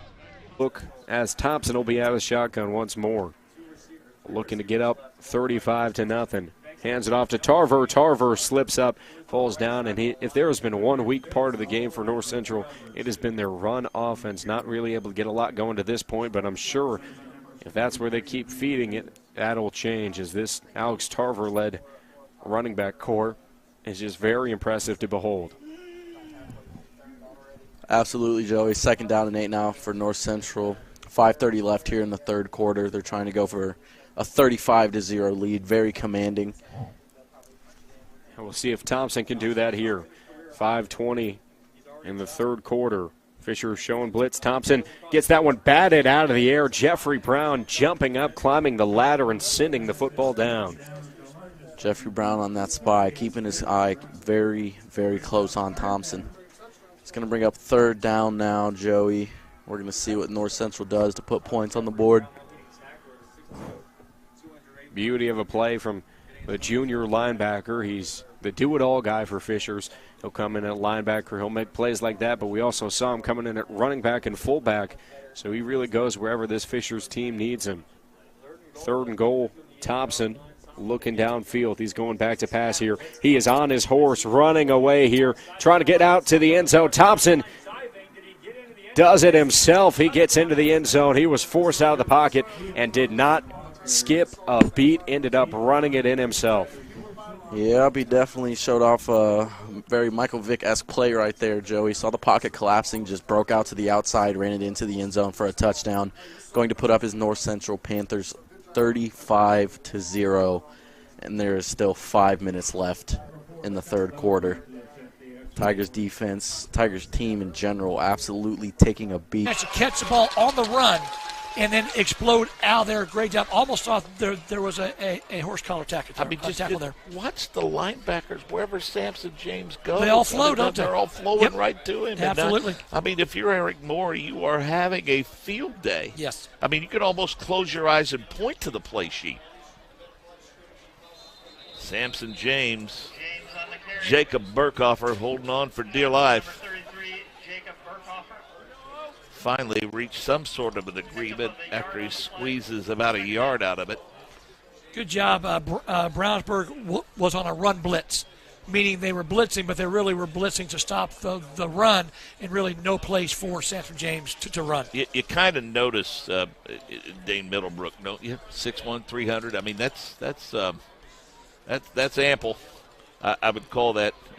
Dorian Keys at 6 foot 285. That's a decent shadow to cast as well. Plenty of size up front for the Brownsburg Bulldogs. 2nd down and 9. Pressure comes. Hessian steps up between it, has some running room, gets to the 10 and the 7 before he escapes out of bounds. He saw C.J. Tanner stepping up to make the top stop, and it looks like he might have danced out at about the 7, where it'll be 1st and goal for the Orioles. I'll tell you what, Mark, other than Henry carrying the ball like a loaf of bread, he has showed such great poise. Second time I've seen Henry play this year. What I like about him, he doesn't look like a sophomore from the standpoint that he is poised under pressure, and he really has delivered all game. Okay, just shy of the 8. 1st and goal, Avon. Little shovel to Samson James. He'll run over one would-be tackler, get into the end zone. Touchdown, Orioles. Not exactly the way that John Hart drew this up. Great job of attacking. Brownsburg have been bringing pressure up the middle. Great job of understanding that and getting the ball on the perimeter, and really there was really nobody left.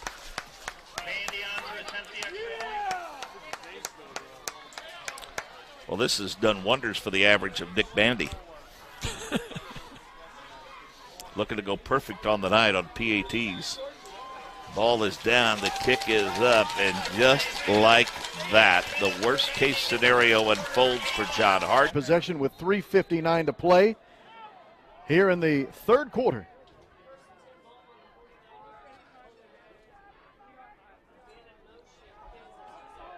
Toss, sweep right, a gain of a yard at best.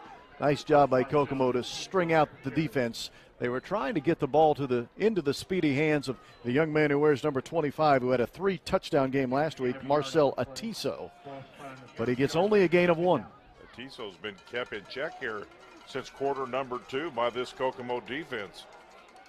Boy, he's one of those guys. Every time he puts his hands on it, you hold your breath. Yeah, he's a big play type guy, and if they don't tackle him, he can be gone quickly. But so far, Kokomo doing a great job of containing him. Second back through is Armstrong. Dixon was the lead blocker as a fullback. Armstrong goes to the 45-yard line, and that's going to bring up a 3rd down and 5.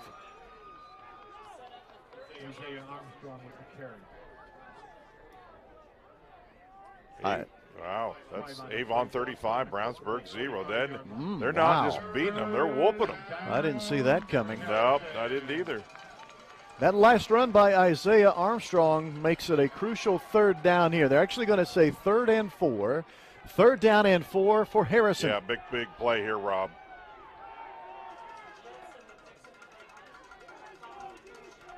Dixon, the first man through, is carrying the football. He will gain only a yard at best. Pouncing on him, and I mean pouncing on him, was Jeremiah Neal for the tackle. And Dixon is slow to get up. When Neal falls on top of you, you feel it. Jeremiah Neal, 6'3", 240 pounds, and he landed squarely on the ball carrier. Hasn't gone the way that you want, so what do? Keep moving forward. Donnie Marcus, nothing. Nathaniel James, Matthew Brom.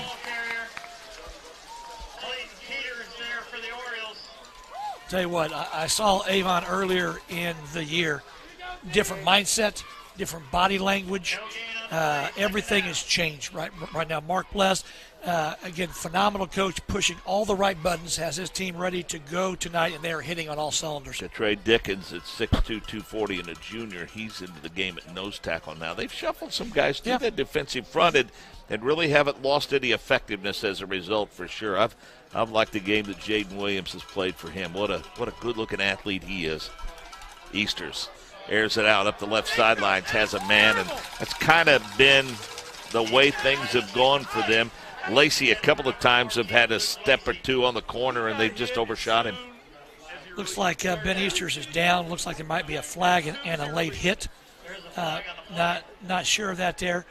But again, the front of Avon has really has done a great job through 2.5 quarters. And they got him the second time. Oh, fool me once, shame on you. Fool me twice in the neutral zone. That'll be a free first down for Harrison. He sold it, and they bought. That one's tough. It's tempting, too. You as a defensive lineman are doing everything you can to get an advantage, and you want to get off the ball quicker than the offense, and, man, he bit. Thing about it, Jan, they tried it at the first time, and Kokomo held their position.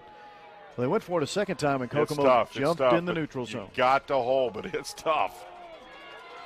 Right up the middle and nowhere to run. Oh, Dixon. He says, that'll teach you to draw me off sides. He never actually got brought to the ground, but he was stopped forcefully by, again, number 98, Jeremiah Neal, who has been making play after play tonight for Kokomo. And Neal was not happy camper because he was the one who got at least one of them that got called for all sides. He goes, okay, I'll show you how quick I get off the ball.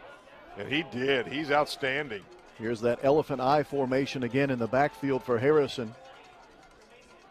They motion out of it, and they give it to Dixon. Bounds, and this is the second time we've seen the Orioles off a big play from Brownsburg deny them from getting into the end zone by not giving up on a play. But let's not take anything at all from the guy that is as good an athlete as you'll find all around in Central Indiana, Bryce Kurtz. Well, I tell you what, great job of getting the ball again into your playmaker's hands. Great effort by Jalen Peterson. Again, to just make Brownsburg earn every single yard. I love the effort, the angle drill. You teach angle drill back in 3rd grade. Right. And again, that just tells me to the fundamentals that Avon and Chris Bombi teaches on defense. Good news that Easters is back into the ballgame. Kurtz, by the way, 55 receptions, 956 yards. Is the Orioles going to get a sack here? Kurtz rushed for 172 yards on the season, so a complete player. But James and Brom and company continue to do the job up front for the Orioles. I tell you what, they Brownsburg up front has struggled a little bit with the quickness. I like the scheme. I like the games. Again, the game is where a tackle or in crosses, and Avon's done a great job with doing those games during this part of the game. Trey Dickens again getting some action in this second half. Made that stop. Easters throws it out the flat. Pass is complete. That's to the tight end, Jared Hughes. You know, he only had 6 receptions on the season for 34 yards, but showed a great pair of hands there and gets Brownsburg within striking distance down inside the 5 to the 2. Great job by Easters of delivering under pressure there. He's been under duress all night and really has done a nice job, especially on that last play. Offensive line gave him time to find him, exactly. too. Yep. Easters with Marcus to his left. He's going to roll that way, throw it underneath, and it's knocked away. Pretty good defense underneath by Alex Griffin. They walked him down from his strong safety position, put him as more of a linebacker, and he had coverage underneath. Well, I tell you what, anywhere Kurtz is, you're going to see at least a man and a half there. In that case, you had 2, because, again, if I'm John Hart, how can I design a play to get the ball to either Donnie Marcus or, in that case, to Kurtz? Boy, you talked about the size and strength, and you questioned Avon's ability to handle it earlier. And boy, I'll tell you, Brownsburg doesn't appear to want any part of that defensive front. I'll tell you what, again, check mark in favor of the Avon defensive line. Ball was tipped as Easters threw it, and I mean, they're first and goal from inside the 5, and they're throwing the football. I mean, they just don't have any confidence in their ability to get it into the end zone on the ground. What I love is just the awareness of Avon there. They couldn't all get home, so again, they understand the technique-wise. If you can't get home, get your hands up, and that's either the second or third deflection on 4th down that Avon's had. And again, go back to Peterson, chasing Kurtz down absolutely, to deny them the touchdown, and it results in a goal line stand. Impressive, isn't it? the effort, just in general, the effort and just how Avon has approached this game as something that I know Mark Bless is very proud of. I think he's probably going to buy Chris Bombay dinner tonight. He might do that. At least that anyway. But it looked like Avon got a bit of an early start. Thought we were playing up north in that's the right. CFL. Yeah, Bolton kind of thought he could have a running start there, and it does happen. Like the Argonauts and the Alouettes, I guess is go. what we would say tonight. So, but I guess if you're going to commit that penalty, you can't do it in any better place than the 2, maybe. Brought down at the 20. That's Jordan Bingham as he picks up an easy 40 yards. Easy 40-yard reception right there for Jordan Bingham. Thompson looked right over the middle. Bingham was wide open, jumped up, made the nice catch right there. And that's going to let them march down the field. Clock winding down here in the third quarter, Joey. I believe they're just going to let it wind out so we can head into the fourth. I think they're going to get one play off as the play clock is at 14. Game clock is at 15 right now, so they will just keep it rolling here in the third quarter after that big 40-yard play. Handoff up the middle to Smith. He gets ripped down from behind as Davis gets in front of him. So that 1-2 punch on either side brings him down 35-0 the score.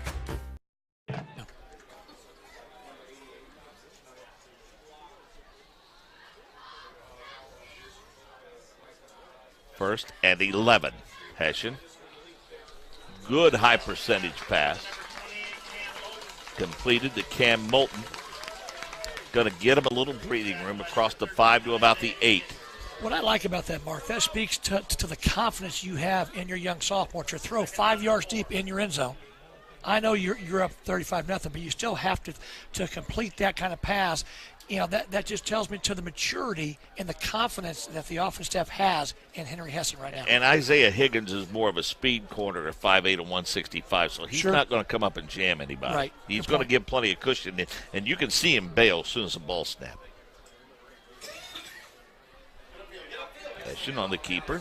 He cuts, plants the foot, gets up to the 10-yard line. What a catch. Noah Wayne Scott on the fly route down the left sideline. A huge gain for the Wildcats. What concentration, Rob. Did he put this one right where it can be caught or not? Take a look at this. The fly pattern here and pressure coming all around him. He launches that. Watch his catch. Watch his catch. Concentration A+. Wayne Scott only had 8 catches on the season coming in. That is a huge catch for that young man. There's the big play. We was wondering whether each team could find one here. Kokomo finds one here, gets herself in great field position. Wayne Scott, the sophomore. By the way, we did have a quick stoppage of play there. That's because a sideline warning, a warning only, was issued for the Kokomo sideline. They all came off of that sideline after that huge catch by Wayne Scott to celebrate. Rebus throws it incomplete. He threw it into some traffic. Yes, he did. And the defenders were ready, willing, and able. Yes, in that order. In fact, that was a pretty dangerous pass, quite honestly, because there were Raiders defensively all around him there. It was intended for Weezy, but a little bit high, certainly out of his reach. After 3 periods, Kokomo has 130 yards. Harrison, 142, Rob. Neck and neck. Winston was there for Harrison, I should say. Sanchez was there defensively, one of their linebackers, number 26. Now they throw it out to the flank. That ball is caught here by Cameron.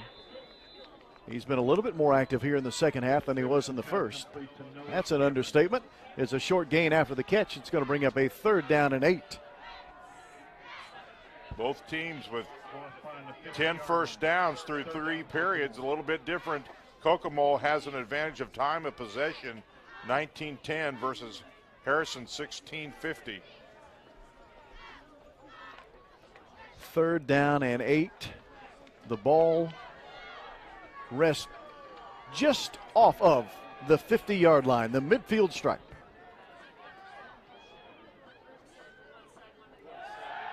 Rebus Incomplete, batted away, and you talk Beautiful. about good defense on the ball. You just saw it there from Sanford Brown.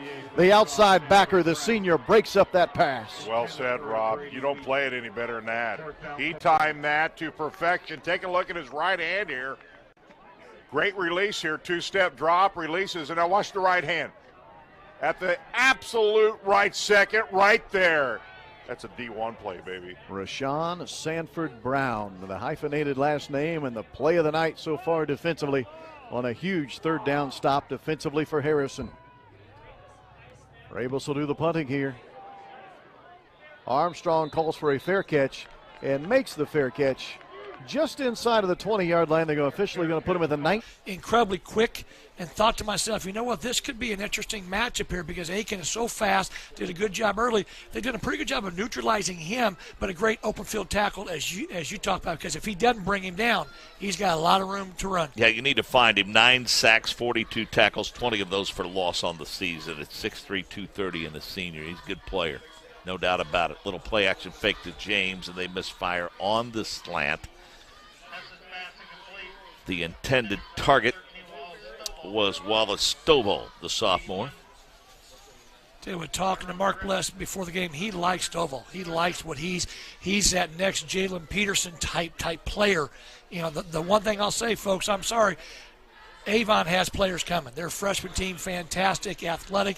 Again, they've got good young kids coming. But when you run a program, you've got good coaches from the middle school on up. You just don't rebuild. You just keep reloading, and that's exactly what Mark Bless is going to have on his hands. Brownsburg showing pressure.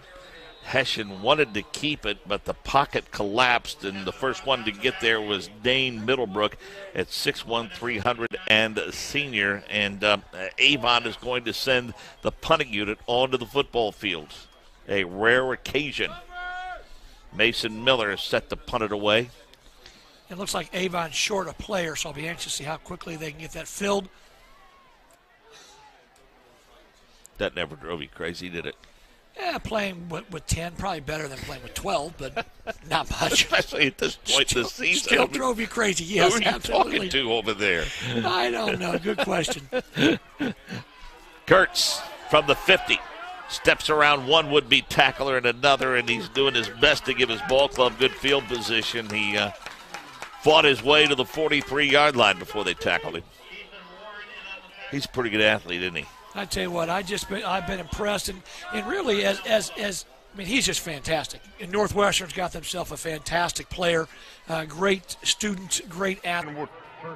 And a bunch, and now it's first. Now the Kokomo defense has to really stiffen up. Harrison on the move. To Dixon, trying to run over the right side of that offensive line. A 3-yard run for Dixon. They love to use the fullback, Marion Dixon, and for good reason. He leads them in rushing at over 800 yards on the season. Now here's the other piece for Harrison, Rob. Marcus slips around one tackle, gets down inside the 20, finally pushed out of bounds at about the 12-yard line. A well-designed play by Brownsburg. I tell you what, I thought Moulton had him. Great job by Marcus. He just kind of sized him up. It was kind of neat to be able to see here as you watch the movement back to him, a little throwback screen, and right there Moulton's ready for him, and Marcus just outruns him. Great job by the junior. Avon recovers defensively.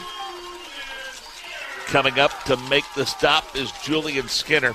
And you know, you try to tell those defenders on that previous play, when the running back stops, don't stop. Right. But you can't get defenders that the instinct tells them to kind of shadow them and stay with them. But, boy, once you stop and they restart, they've got you off balance, and you saw the advantage there. Ooh, a late flag. That looked like pretty good defense. Yeah, First down, Harrison. Now all of a sudden, boy, look what that face mask penalty did for the Raiders. They are on the move, 8:42. A lot of motion here, second man around. This young man right here has played his heart out tonight. Isaiah Armstrong, he can run it, he can catch it, and he plays on defense too. And Armstrong has been making some huge plays offensively here for the Raiders in this fourth quarter. Now back to Dixon. Nowhere to run. Nowhere to hide. Burn it. Good either way. Easters looking, pressure coming, and he throws it away.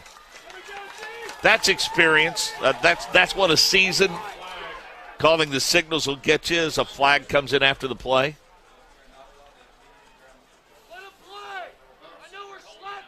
But Quigley throws it right in there. Van Banen makes a play, and like you said, they have about a third, and it looks like about a 3rd and 6 here for the Carmel Greyhounds. The line to gain is the 48-yard line. For Van Banen, it's his 3rd catch of the night.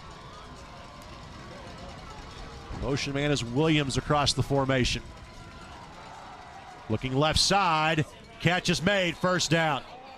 And absolutely threw that ball on a rope on that out, did Quigley. Well, he threw that ball. He released that ball before Quigley, or I think it was Rogers, got out of his break, and that was just a great catch there. Great concentration, great hands there by Sam Rogers. 10-yard pitch and catch for Rogers. It is his 4th catch of the night. 5th consecutive completion thrown by Quigley, and he's 8 of 9 for 95 yards tonight.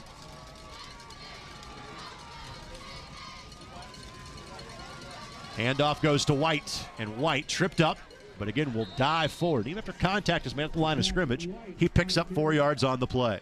The tackle made there by Matthew Copen. White just about got off of that tackle. But I tell you what, everything seems to be a positive play here for Carmel. And you're also, even in the 3rd quarter, you're trying to shorten this game. That's right. Knowing how explosive this Lafayette Jeff offense is. Even though most of the damage has been done on 2 plays. What is that? And we have an intruder on the field. Are you kidding me? So somebody decided to work on their 100-yard sprints right to the field. And the best part about it is everybody ignored him. No one's going after him. I love it. I love it. Other than seeing him streak by in our game camera, everybody just decided, you know what, let's not give the guy any more. Cardinal saying never let a guy get behind you. And how about Jake Smith, who had caught all of 4 passes all season before that catch right there makes it 1st and goal. Not quantity, it's quality now. You'll take the big one now. Dixon nowhere to go. What a tackle. The big guy comes through again. Man, he just manhandles people. He'd play for me anytime. I like that young man right there. He is number 90, Javius Gray, yes, the 285-pounder who stopped the running back in his tracks. Actually, it ends up being a loss of a yard. Now it's 2nd and goal from the 4. Boy, we're seeing really good defensive linemen play on both sides of the football. Blitz. They want to pass.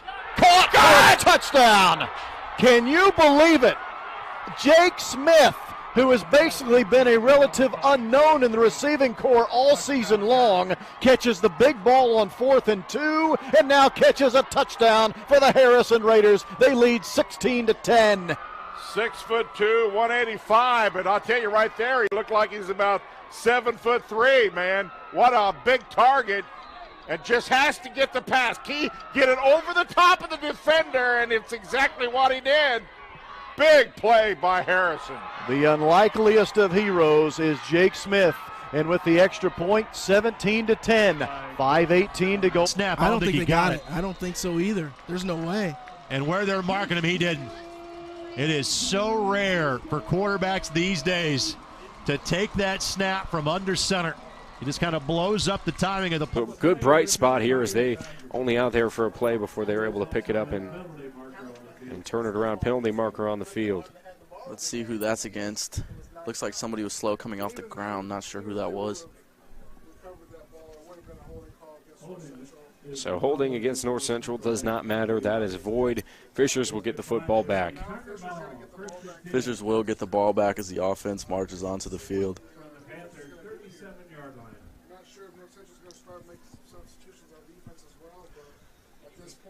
Marcus Rue back in the shotgun here, looking at about a 4 wide receiver set, HL Lewis to his right.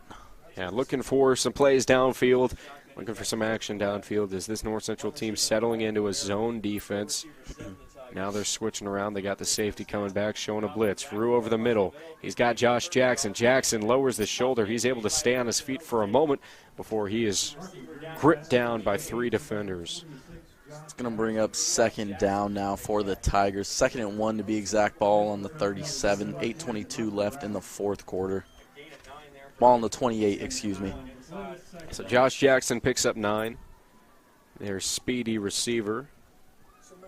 Able to get a good reception there, keep it moving. Fisher's getting closer than they have been this entire half.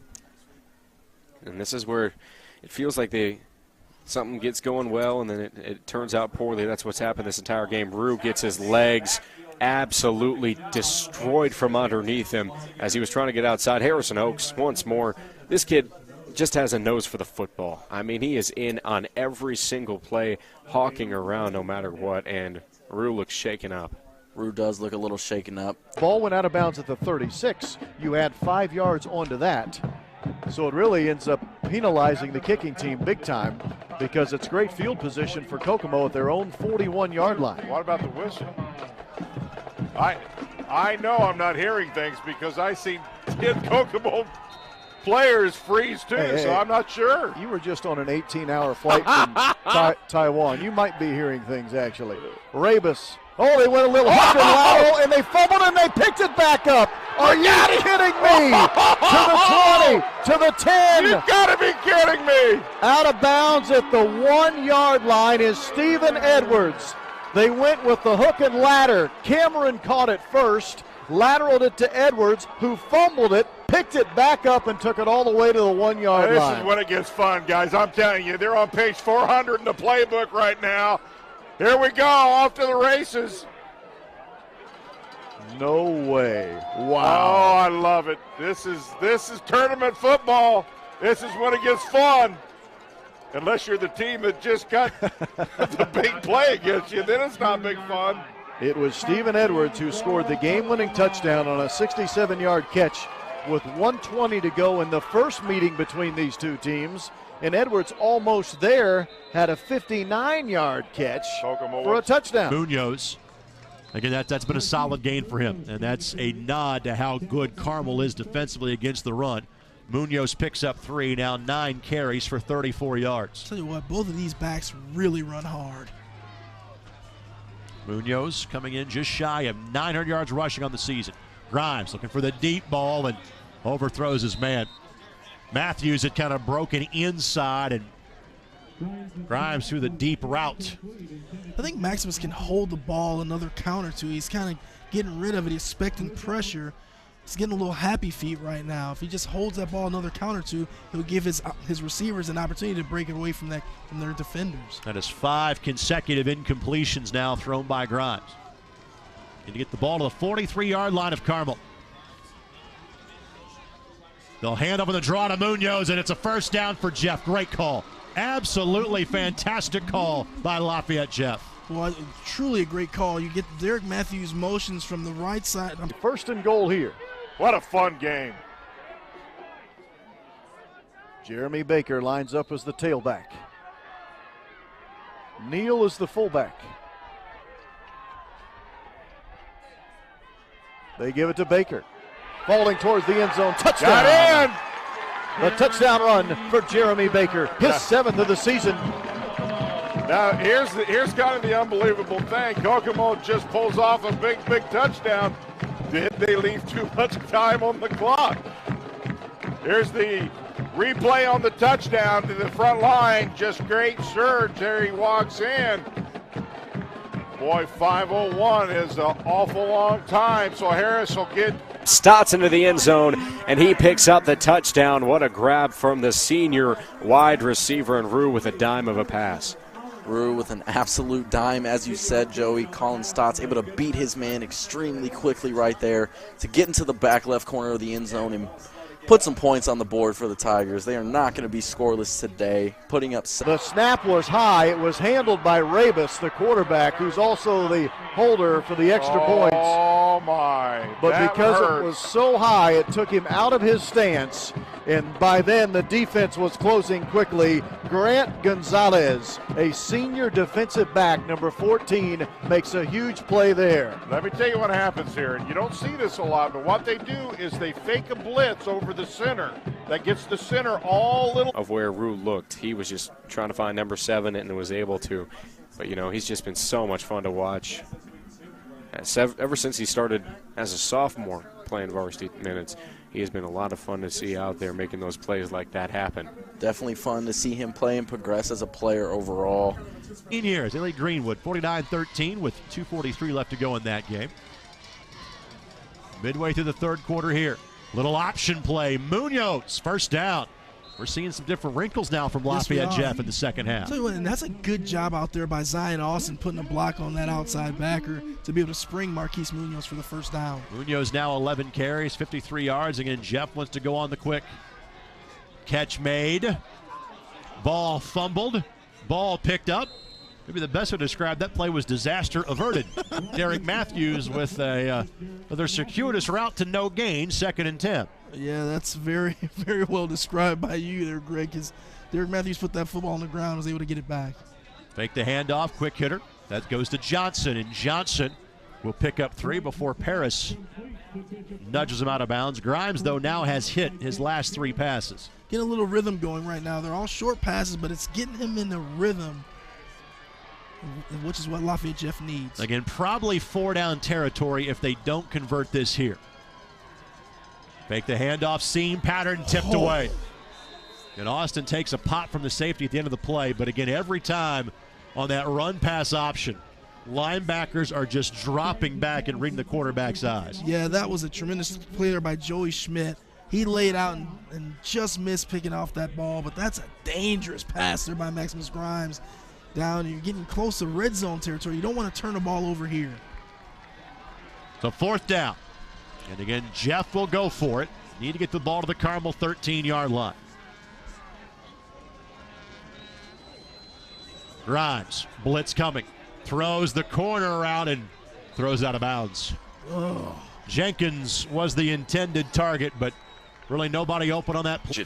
Well, what I talked about earlier, again, Mark Bless, again, the way he's built the program in the weight room, in the offseason, in the middle school, all the way up, again, he does not rebuild very, very often. He reloads. His young kids are talented, as seen by the last play. 36-yard line. The gain. Miller. Gonna try him again. Gets great blocking upfield.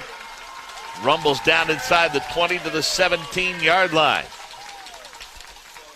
There to wrap him up and drop him, Jacoby McGowan. And we're still, Brownsburg's still playing with a lot of their starters, but they're tired starters. Right. And that's the thing people kind of mislead. The young kids came in and did a great job. Well, they're playing against kids that have been playing for 3.5 quarters.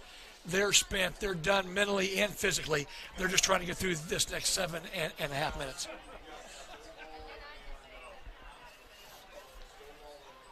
Jared Steffen with a couple of nice runs for Avon in mop-up duty. He's going to get it to the right side. Gets to the 15 before he's wrapped up and dropped, and the penalty marker's down in the area of a hold. C.J. Tanner stepping up to make that stop for Brownsburg.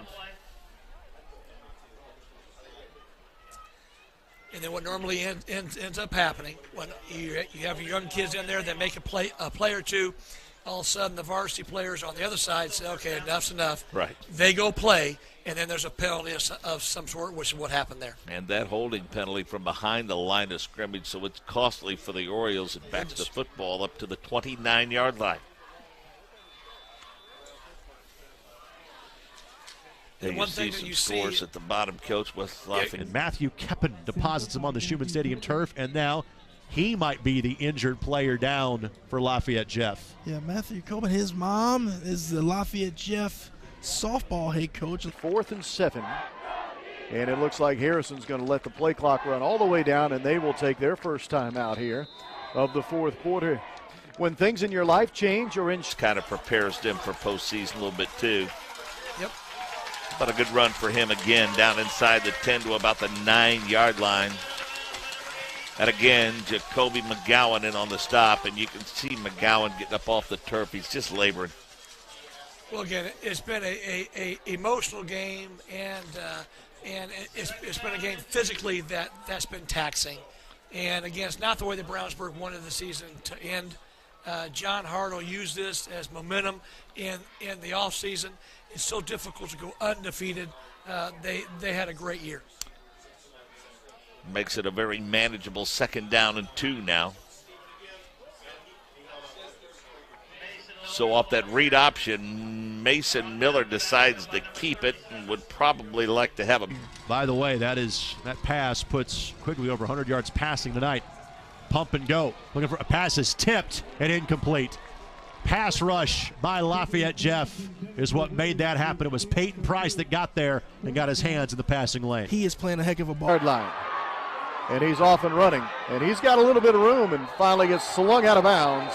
Oh, my, that's a high tackle. And here comes the penalty flag, but I'm not sure, Jan, if this is on the tackle or on the retaliation from the coach. Miller. Play action. What was it? Boy, I don't know. The way the official was looking into the Kokomo bench. Yeah, and the flag was way after the tackle as well.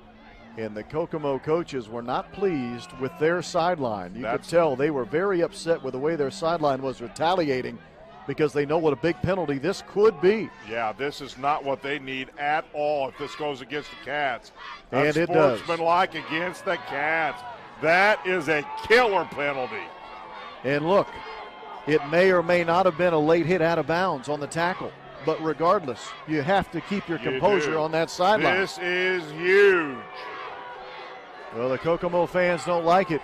No, and this is a controllable penalty, too. This is one you don't have to get. That's right. If you can just keep your composure, you have much better field position than you do now. Regardless, we play on with the ball at the 16-yard line here for the Cats with 2:26 to go in the game.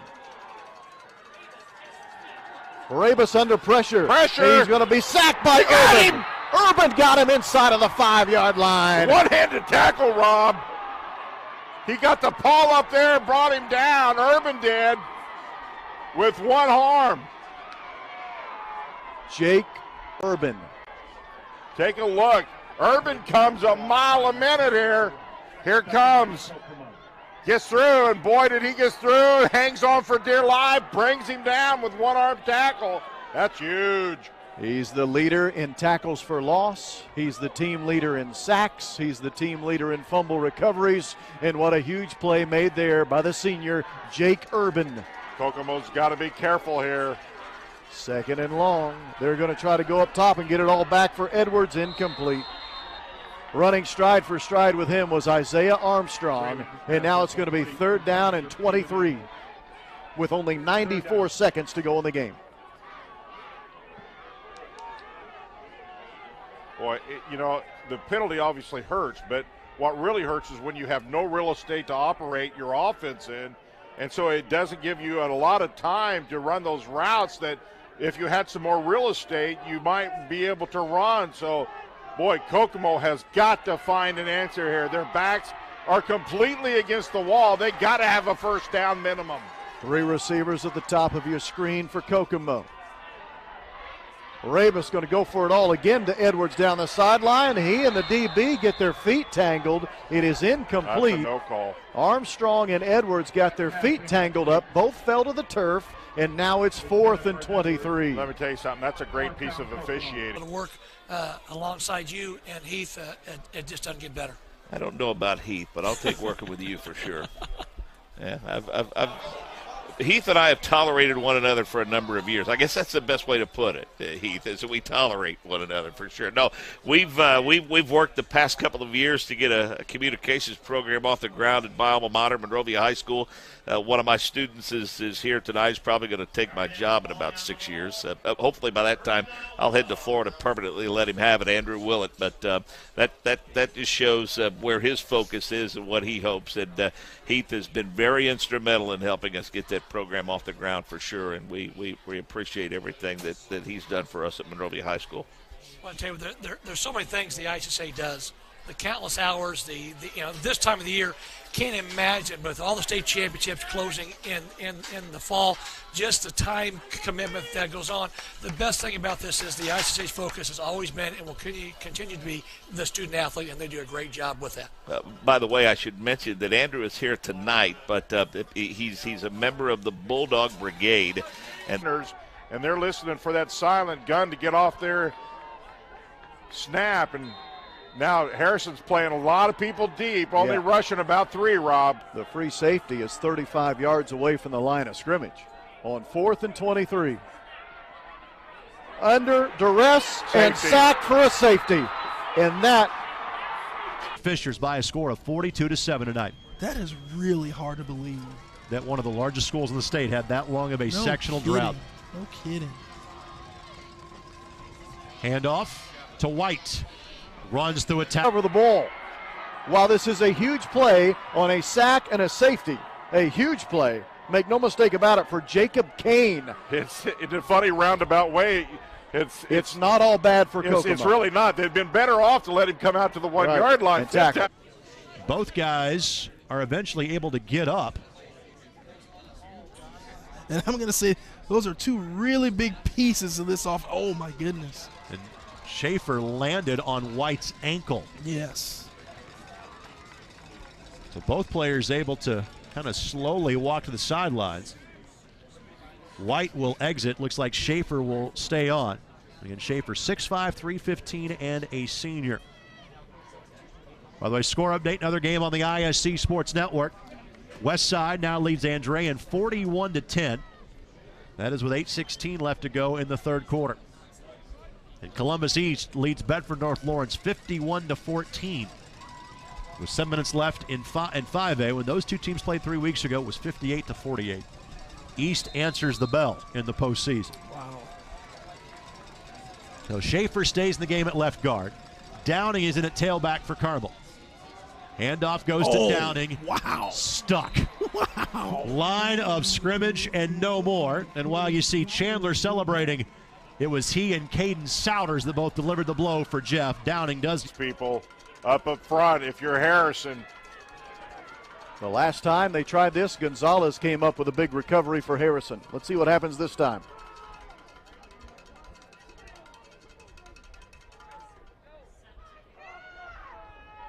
Big play here. Flores from his own 20. And it's recovered, and that should do it. Harrison is able to recover the kick. That is Chad. Quigley looks. Now going to tuck it and run. Still looking. Throws. Catch made. First down, Carmel. Great job by Quigley to keep his feet moving, but look downfield the entire time.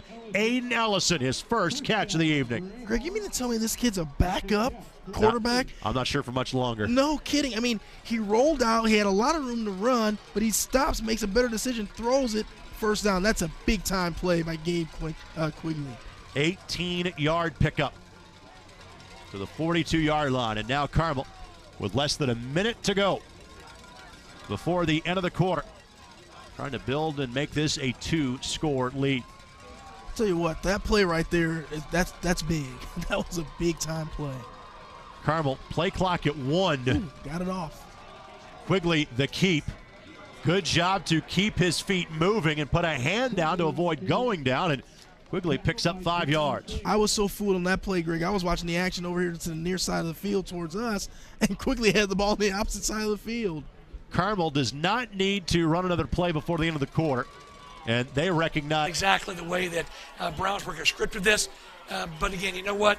John Hart and these Bulldogs will be back. Hey, we've got an injured Brownsburg Bulldog down. They're checking him out. Hopefully, it looks like he's going to be okay. They're going to get him up off the turf, and it looks like he's going to be able to walk off the field under his own power, and that's certainly good news. And that's Tyrone Griffin.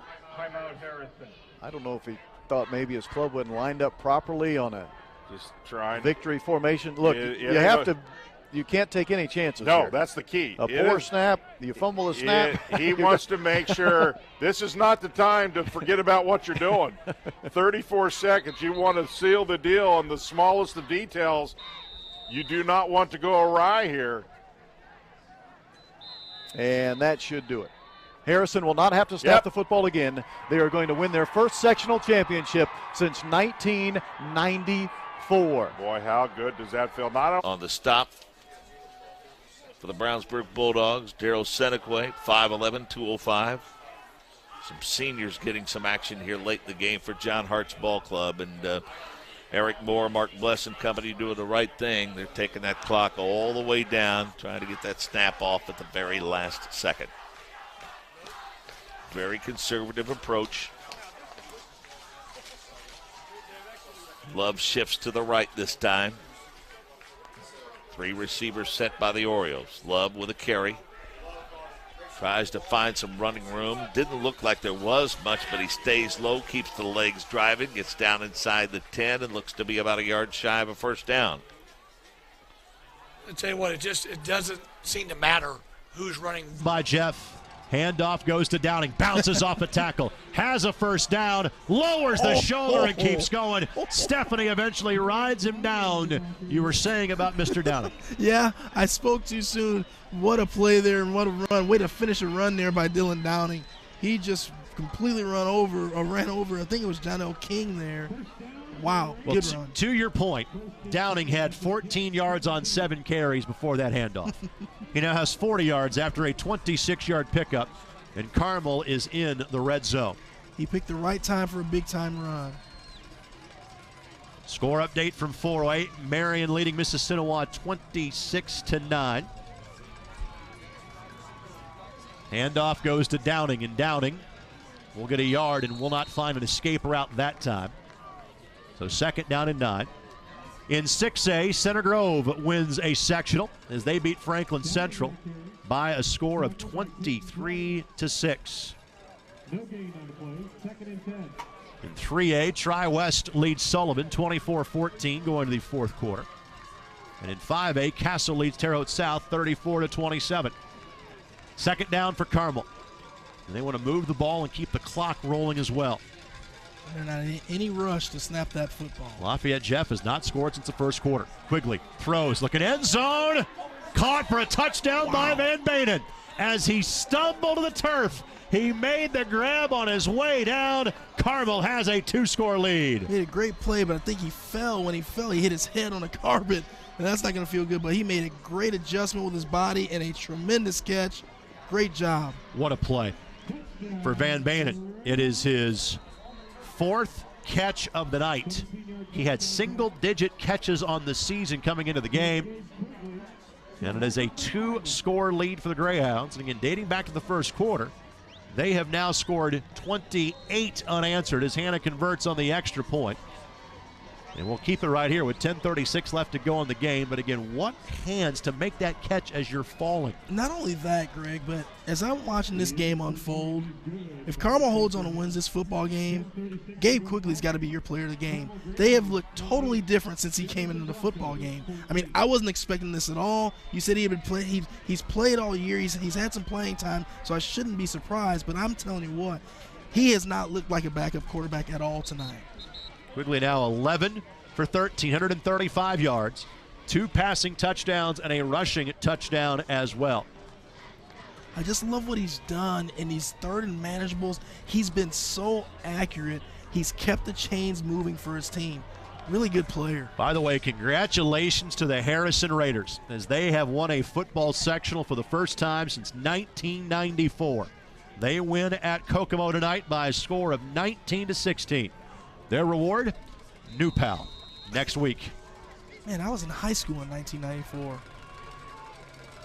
You make me feel like an old man. I was a freshman in college in the fall of 1994. I actually won a state championship in high school at Providence Catholic in football in 94. Now you're just rubbing it in. Sandy on to kick this ball away. Good kick. And it'll be fielded inside of the 5-yard line by Bishop Johnson. Johnson will be knocked out of bounds at about the 23-yard line, and Johnson is slow to get up, and every hit has been a punishing one for Carmel tonight. I was just going to say that, Greg. You talked about it earlier. It's the physicality. It's Carmel laying on you for 4 quarters. It's just not a good feeling. I mean, they're not used to playing against this size. And this. I mean, in Carmel's battle tested, we talked about playing in that mid-conference. So this is a tough, tough battle for Lafayette Jeff. Well, to that point, there will likely be 4 teams left from the MIC at the end of this game. Quick hitter. Catch is made, and then stepping out of bounds is Brian Jenkins. And that's what makes it so tough for these schools outside of the MIC, because there's really no way in practice you can replicate where you're going to face when you play one of these MIC schools. Absolutely. So that's an 8-yard completion to Jenkins. Hand off to Munoz, and Munoz is bringing his own level of physicality to the game as well. Yes, 4-yard pickup and a first down for Lafayette Jeff. Yeah, Marquise never really looks to run around you. He'd rather run through you. 61 yards for Munoz tonight on 14 carries. So Jeff's been playing at this tempo the entire game, but down 2 scores. They pick it up even more. It's picked off. Down the sidelines, it's Carmel. Grimes won't catch him. Touchdown, Carmel.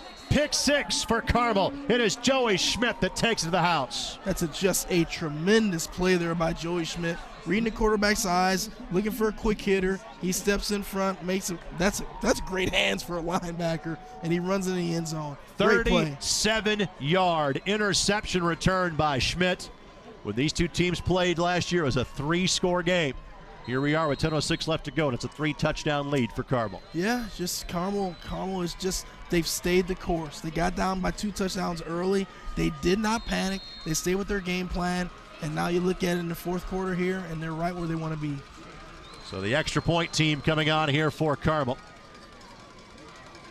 Just the 7th interception of the season thrown by Grimes. It is the first turnover of the game. And the hill has gotten larger now for Lafayette Jeff in a 3-score game. One more look. It's a great play there by Joey. That's tremendous. Great job not only to make the play, but also to able to kind of walk the tightrope down the sideline. And at the end of the play, a personal foul was called against Lafayette Jeff, which will be enforced on the kickoff. And you worry about things starting to unravel a bit now for the Broncos of Lafayette Jeff. Let's thank our friends at IUPUI for their support of tonight's broadcast on the ISC Sports Network. One urban campus, more than 350 academic programs, awarding Indiana University and Purdue University degrees. Visit IUPUI.edu. IUPUI, fulfilling the promise.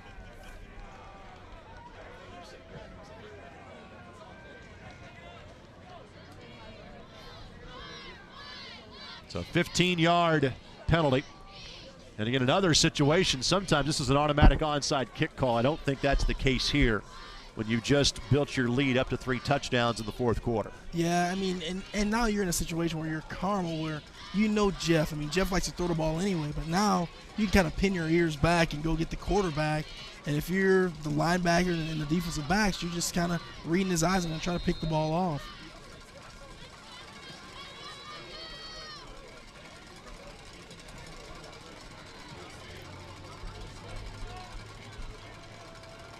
And this one, a line drive. That will reach the end zone for a touchback. So Jeff will have it at their own 20-yard line. By the way, Avon beats Brownsburg 38-0. So Avon and Center Grove will play in the regional next week. I had a chance to call their semi-state game 3 years ago that ended in double overtime. It remains as one of the best high school football games I have ever been a part of. Double overtime, huh? Center Grove would go on to win the state championship 2 weeks later. Wow. Also in 5A, Columbus East beats Bedford North Lawrence 51-14. Catch mate, nope, Munoz bobbles it. And there's been too much of that for Lafayette Jeff this evening. Yeah, you had the big drop on the 3rd down by Matthews a couple drives ago, and it's kind of been a little contagious here lately. And if you're just joining us, Carmel once trailed 14-0. 2 50-plus yard touchdowns for Lafayette Jeff in the opening quarter. Munoz will pick up 4 yards on the carry. And Greg, let's give credit to this Carmel defensive coaching staff. They've made some adjustments, again, just by bringing their defensive backs off the receivers a little bit. It's kind of changed the course of the game for Lafayette Jeff. 3rd down and 6. You get the feeling the entire field is 4-down territory for Lafayette Jeff here. True. Grimes throws, pass tipped, and is it held on to? No. Matthews had to turn into a defensive back. Tip drill being run by Carmel. That was Will Paget, the player that couldn't come up with the pass. And Jeff looks like will bring the punt unit on here with 9:33 left to go in the game. Matthews is shaking up, running off the field here. It's been a great season for Lafayette Jeff, but it appears their fate's going to be the same as it was 364 days ago. That time it was at Carmel Stadium. Tell you what, Chandler will get these guys together. They'll get right back to work, and they'll start preparing for next year. Delay of game. Yep. Penalty against Lafayette Jeff is their 4th of the game.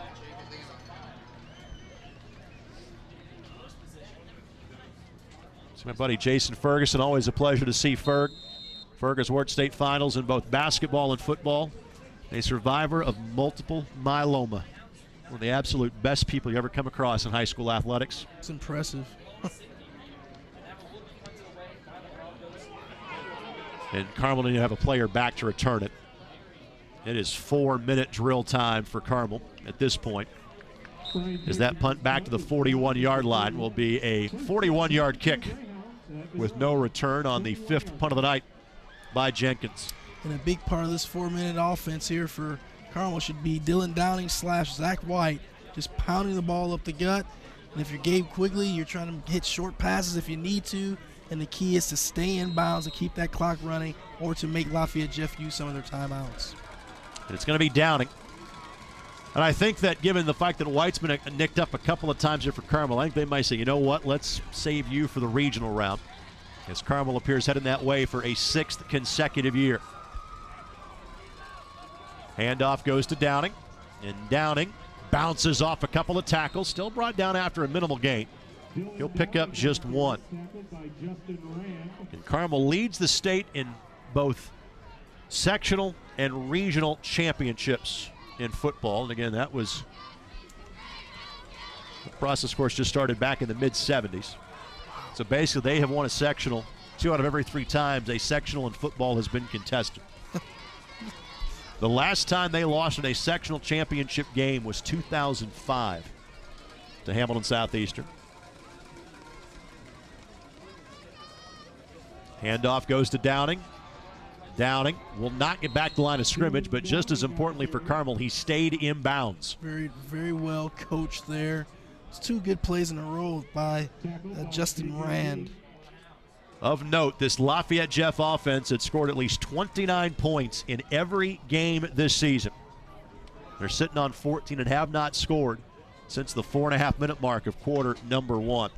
Well, we talked about it some in the pregame show that, how is Jeff going to fare against a defense as stout as this Carmel team? It's been tough sledding after the first quarter for Lafayette Jeff. 3rd and 11. And they'll hand it off. It will be White, so White is back in there. Picks up 3 yards, and the punt team will come on for Carmel. Lafayette Jeff not using any timeouts just yet. And I'm certain that Carmel will run every second off that play clock before they get this punt off. So barring a big change here late in this game, Carmel will be at home next week, regardless of whom they play. They play the winner of Homestead and Snyder. We'll keep you updated on that as best we can. We'll pass on some more scores to you here in a matter of moments. Rogers last time I was out there ran a fake punt. I don't think he's faking it this time, as you can tell from him kicking it away. And Stephanie will let this one settle down at about the 17-yard line. Another 41-yard punt with no return. Both North Centrals have won football sectionals tonight. There's North Central of Indianapolis, and there's North Central from not Indianapolis, Farmersburg in Sullivan County. And the T-Birds have won their first ever football sectional in single A tonight as they beat West Washington by a score of 14-0. Wow. Another score from 3A. Batesville was once leading against Brownstown Central, but Reed May and the Brownstown Central Braves have now jumped out to a 35-20 lead with 4:28 left to go in that game. Has that West Lafayette game gone final, Greg? No, but they have scored another pick six, and they are leading big against the 59ers. One other pretty sizable final to share with you in a matter of moments. The catch is made by Jenkins. 9-yard pickup, his 7th catch of the night for 96 yards. 2nd down and 1. Clock rolls with 6.5 minutes left to play. Handoff goes to Munoz. Munoz has a first down. Wow. Kid runs hard. He's just a junior. He's back next year. Runs really hard. 8 yards for Munoz and a first down for Lafayette Jeff. And if they can score quickly, still a slim chance, but you've got something with 6.5 minutes left to play. Munoz. And frankly, Carmel will let Jeff kind of get 3 and 4 yards a carry here. Absolutely. Just to keep the clock running. By the way, final score from 5A. Decatur Central has beaten Cathedral 21-14. So Cathedral is out as of the sectional round.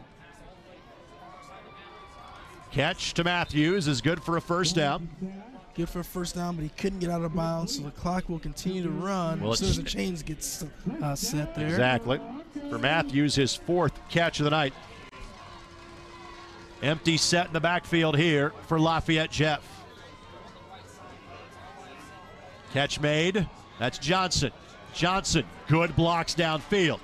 First down, Jeff, as they cross the 50-yard line. That is a gain of 12 on the play, and now 3 straight completions on the drive, and Grimes over 200 yards passing now for the game. Good run there by Bishop Johnson, but that was definitely an opportunity for him to get to the sidelines there and stop that clock.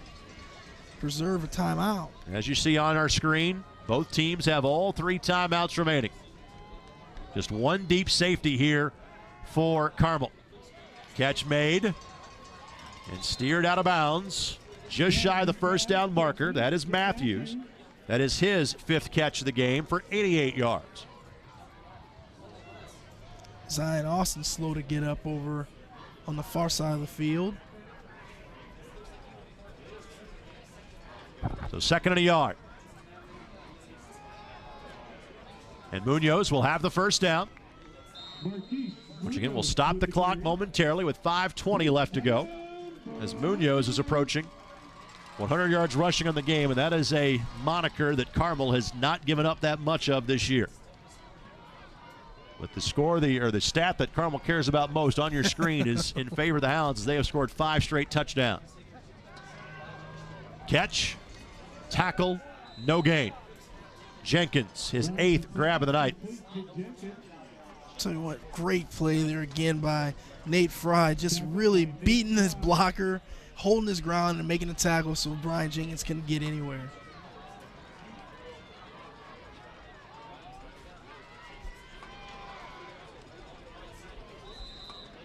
On the handoff, gain of 4 on the play to Munoz. So we're just moving the ball, but again, they're taking a lot of this clock off. So again, it's not really affecting the Carmel Greyhounds. Less than 4.5 to play. Grimes, pump and go, overthrows everybody in again. Good job by the defensive back. We have sung the praises of Jacob Paris tonight. Didn't buy him the fake. He was with his receiver step for step. Tell you what, Jake Paris, Nate Fry, and that defensive backfield have really, really good games today. Of course, they have faced great quarterbacks all season long. Jaden George at Warren Central, Liam Thompson at North Central. And great athletes on the outside. And a free 5 yards as Cole Brevard sent the center head over heels on that play. I think Cole just wanted to catch his breath on this one. Take it easy. 4th and 1. Yes, 4th and a yard coming up here for Lafayette Jeff.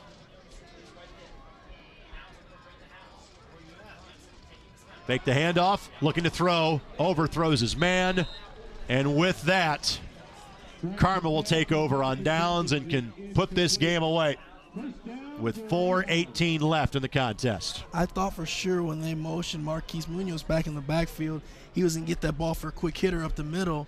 Instead, they tried to throw a pass, quick slant, or skinny post, whatever you want to call it. It just missed high. Tough call there. Well, frankly, as we saw at least a portion of the replay, Carmel was sitting there waiting for the handoff to Munoz. True. So I'm not sure if, even if it's a handoff, if the end result is any different. I think Grimes read that too. So Jeff is going to finish their season at 9-2. Lost their first game at West Lafayette. They're going to fall in their last game to Carmel. And over the last 2 years, they would have lost 3 times, twice to the Greyhounds. That's very true. By the way, the senior in Trent is back in the game. New back in the game for Carmel as well. And some shiftiness by Eric Allen, junior running back. First time we have called his name tonight. And Allen will pick up about 6. It's Quentin Steff. No, that was number 9. I'm sorry. Janelle King was down again. Tell you what, man. Jeff is they're seeing what it feels like to play against the big boys tonight. 181 yards rushing as a team for Carmel, which again is right around their average. Clock rolls. Now the injured player has stepped off the field.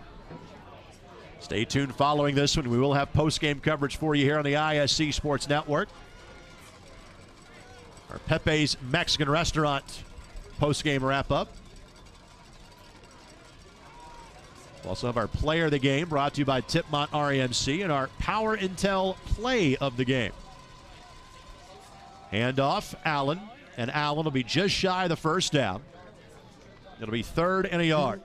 Greg, I don't know if we hadn't mentioned, but I see Tyler Trent is back in the game at quarterback for Carmel.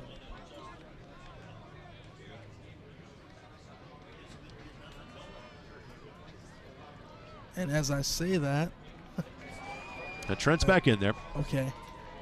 Want the senior back in there to finish the game, and again, they're just going to run the football at this point with a 3-score lead. And both teams, neither team's trying to signal they want a timeout yet. Just trying to draw the defense offside, take as much time off the clock as possible. Play clock gets to 2, ball is snapped. Handoff goes to Allen, won't get it. Great job of shooting the gap by Britton Chandler. And now is the time of the broadcast where we kind of start talking about, hey, this player's coming back, this player's coming back. Britton Chandler will not be coming back. He is a senior. He's put forth a heck of an effort tonight. And through his time at Lafayette, Jeff, unfortunately, it won't be enough to get the win tonight, but he has had a fantastic senior season. Greg, he will be missed. I mean, he is a hard-nosed player. So timeout is called by Lafayette, Jeff. So that way they can at least try to get the ball back maybe for one final possession. Let's thank some of the great sponsors that bring you tonight's game on the ISC Sports Network. Speakers Travel. Want to put a personal touch on your next vacation? Visit Speakers Travel at speakerstrvl.com for more information. Speakers Travel, your link to the world. IUPUI, Indiana University, and Purdue University degrees from one urban campus. Visit iupui.edu. IUPUI, fulfilling the promise. Boqua Aquatic Fitness, an exercise program combining aquatics, athletics, and high-intensity interval training. It's a water workout your body will love you for. Grab your Boaks and get wet. So Rogers on for the punt. 2:41 left to go in the game.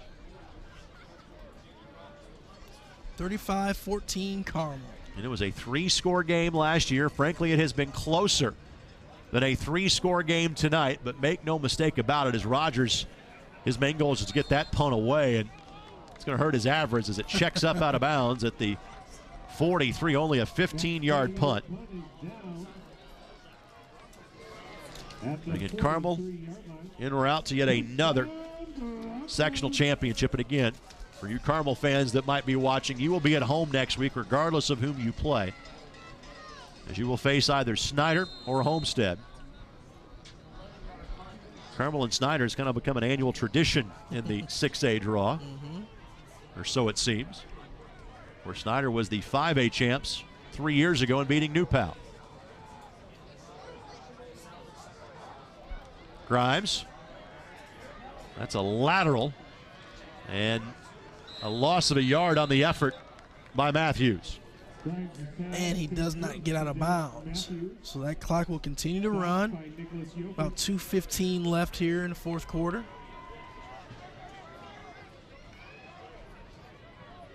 Single safety deep for Carmel. Handoff goes to Munoz. And Munoz, who is a junior, back a season from now. It's a 38-yard line. And one of the interesting things to look at for Lafayette Jeff in the offseason is which tournament are they playing in next year? They're going to be 5A or 6A. Grimes throws, Munoz catch, first down Jeff on the 19th completion of the night. And the first catch for Munoz this evening, and that is because based on enrollment, maybe teams moving up or down, they could end up in the 5A draw next year. They could be really dangerous in 5A football. Yep. Ready to say the same thing. Munoz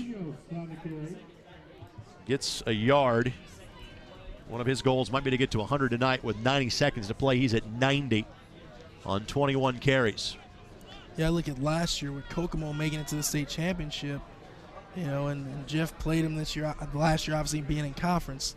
They'd be interesting to see in 5A. Grimes, the pass, catch made, down the sideline, touchdown.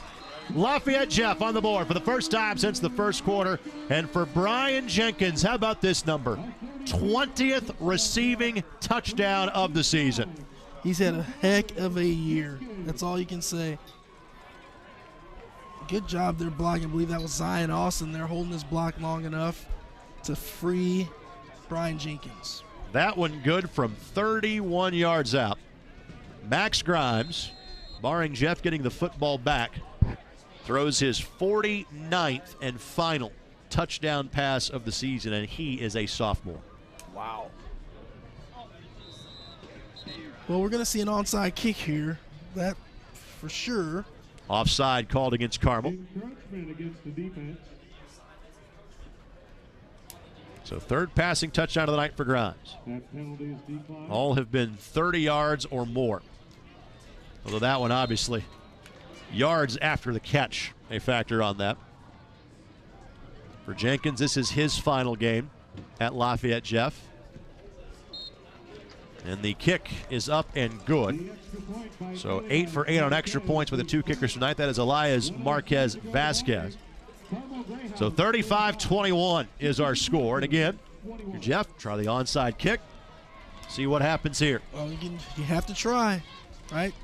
Don't quit playing until the clock reads triple zeros.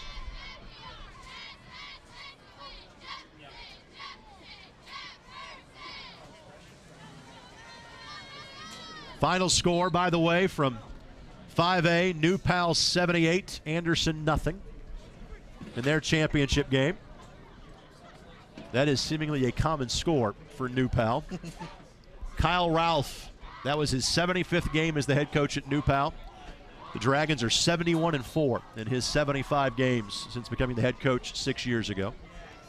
He's doing all right. By the way, Brebeuf has won their sectional, which means they will play at Westside next week. You had that game a year ago. Oh, that was so much fun. When Brebeuf knocked off West Lafayette in the regional at Brebeuf High School. So much fun. Another final score, Brownstown defeats Batesville 35-28. Onside kick. Only problem is for Marquez Vasquez is that's a live football. Carmel can return it, and they will. And Schmidt's going to have his second touchdown, or will he? Did he make it? I think he did. Let's see. Waiting for a signal. Touchdown. Yes, he did. Schmidt's got his second touchdown of the night. That is a live football. It has to go 10 yards. Everybody kind of stopped. But once that ball is picked up by Carmel, you can return it.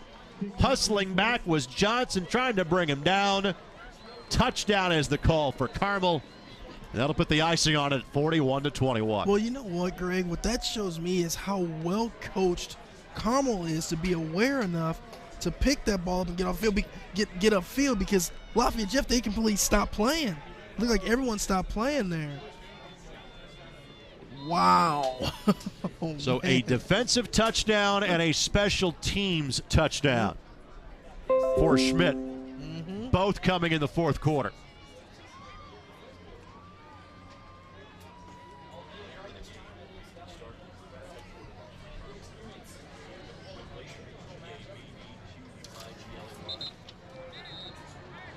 So Carmel waiting for the extra point. They're going to have to call a timeout just to get kind of everybody organized for this extra point try. But again, last year 41-20. And now it's about to be 42-21 with 1:07 left to go in the game. Yeah, it's not scores. I don't think the final score is going to be indicative of how this game finished off. Lafayette Jeff has really fought hard today, but again, Carmel, you can tell they play in that mid-conference.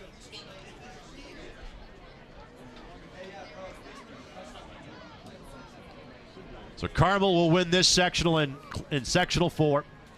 Warren Central was up 52-7 at last check in sectional 6. North Central won sectional 5. Center Grove won sectional 8. So 4 MIC teams on the dance floor. And I think they're just going to take a knee and not even worry about kicking the extra point here. You know, it looked like the last kick on the last PAT, there's a lot of action around the quarterback's feet and knees, and I don't blame but the kicker, I don't blame him not kicking that point there. Get your guy there, get him healthy, finish this game off. So no attempt on the extra point by Carmel. So it takes it 41-21. We referenced that whole 5A, 6A thing. I don't think there's going to be anybody moving up from, I guess Columbus East could be the team that would move up from 5A to 6A. In fact, if East were to win the regional next week, they would bump up to 6A. Wow. Snyder, depending on what they do in the tournament, could drop back to 5A because they're actually playing up a class the last couple of years. So we'll kind of keep track of those things over the next few weeks as to what 5A and 6A might look like. But if you put this Jeff team in 5A, they've got a chance to make a very deep run. I would agree with you. And New Pal was in the northern half of the bracket the last 2 years. Do they go in the north next year? Could they go in the south next year? All things to worry about in the offseason, which for Lafayette Jeff will start in about 56 seconds. So Matt Fortier will kick this one off. The senior, he handled kicking duties last year for Carmel. Really good leg on him. Better than that kick looked. I've seen him kick in games before. I would agree with you. And Jeff will take over just shy of the 40-yard line against you. See if they'll run a couple of plays here or simply maybe run the ball and note their season has come to an end. Update you on some other scores from around the area. Tri-West leads Sullivan in 3A, 31-27, with 1:22 to go in that one. In 3A, Fort Wayne Bishop Luers beats Belmont 27-14. In 4A, Evansville Central leads Boonville 49-7. East Central, another game you can see on the ISC Sports Network all over Edgewood, 50-14. On the screen, catch is made, bouncing off a couple of tackles. Being taken down in the field of play is Derek Matthews. He'll pick up, call it 4, but again, the clock is rolling. That was a lot of running to pick up 4 yards there. Well, you love the effort. These are still the ones that are on the field for Lafayette Jeff. The 2s are on the field now for Carmel with under 30 seconds to go.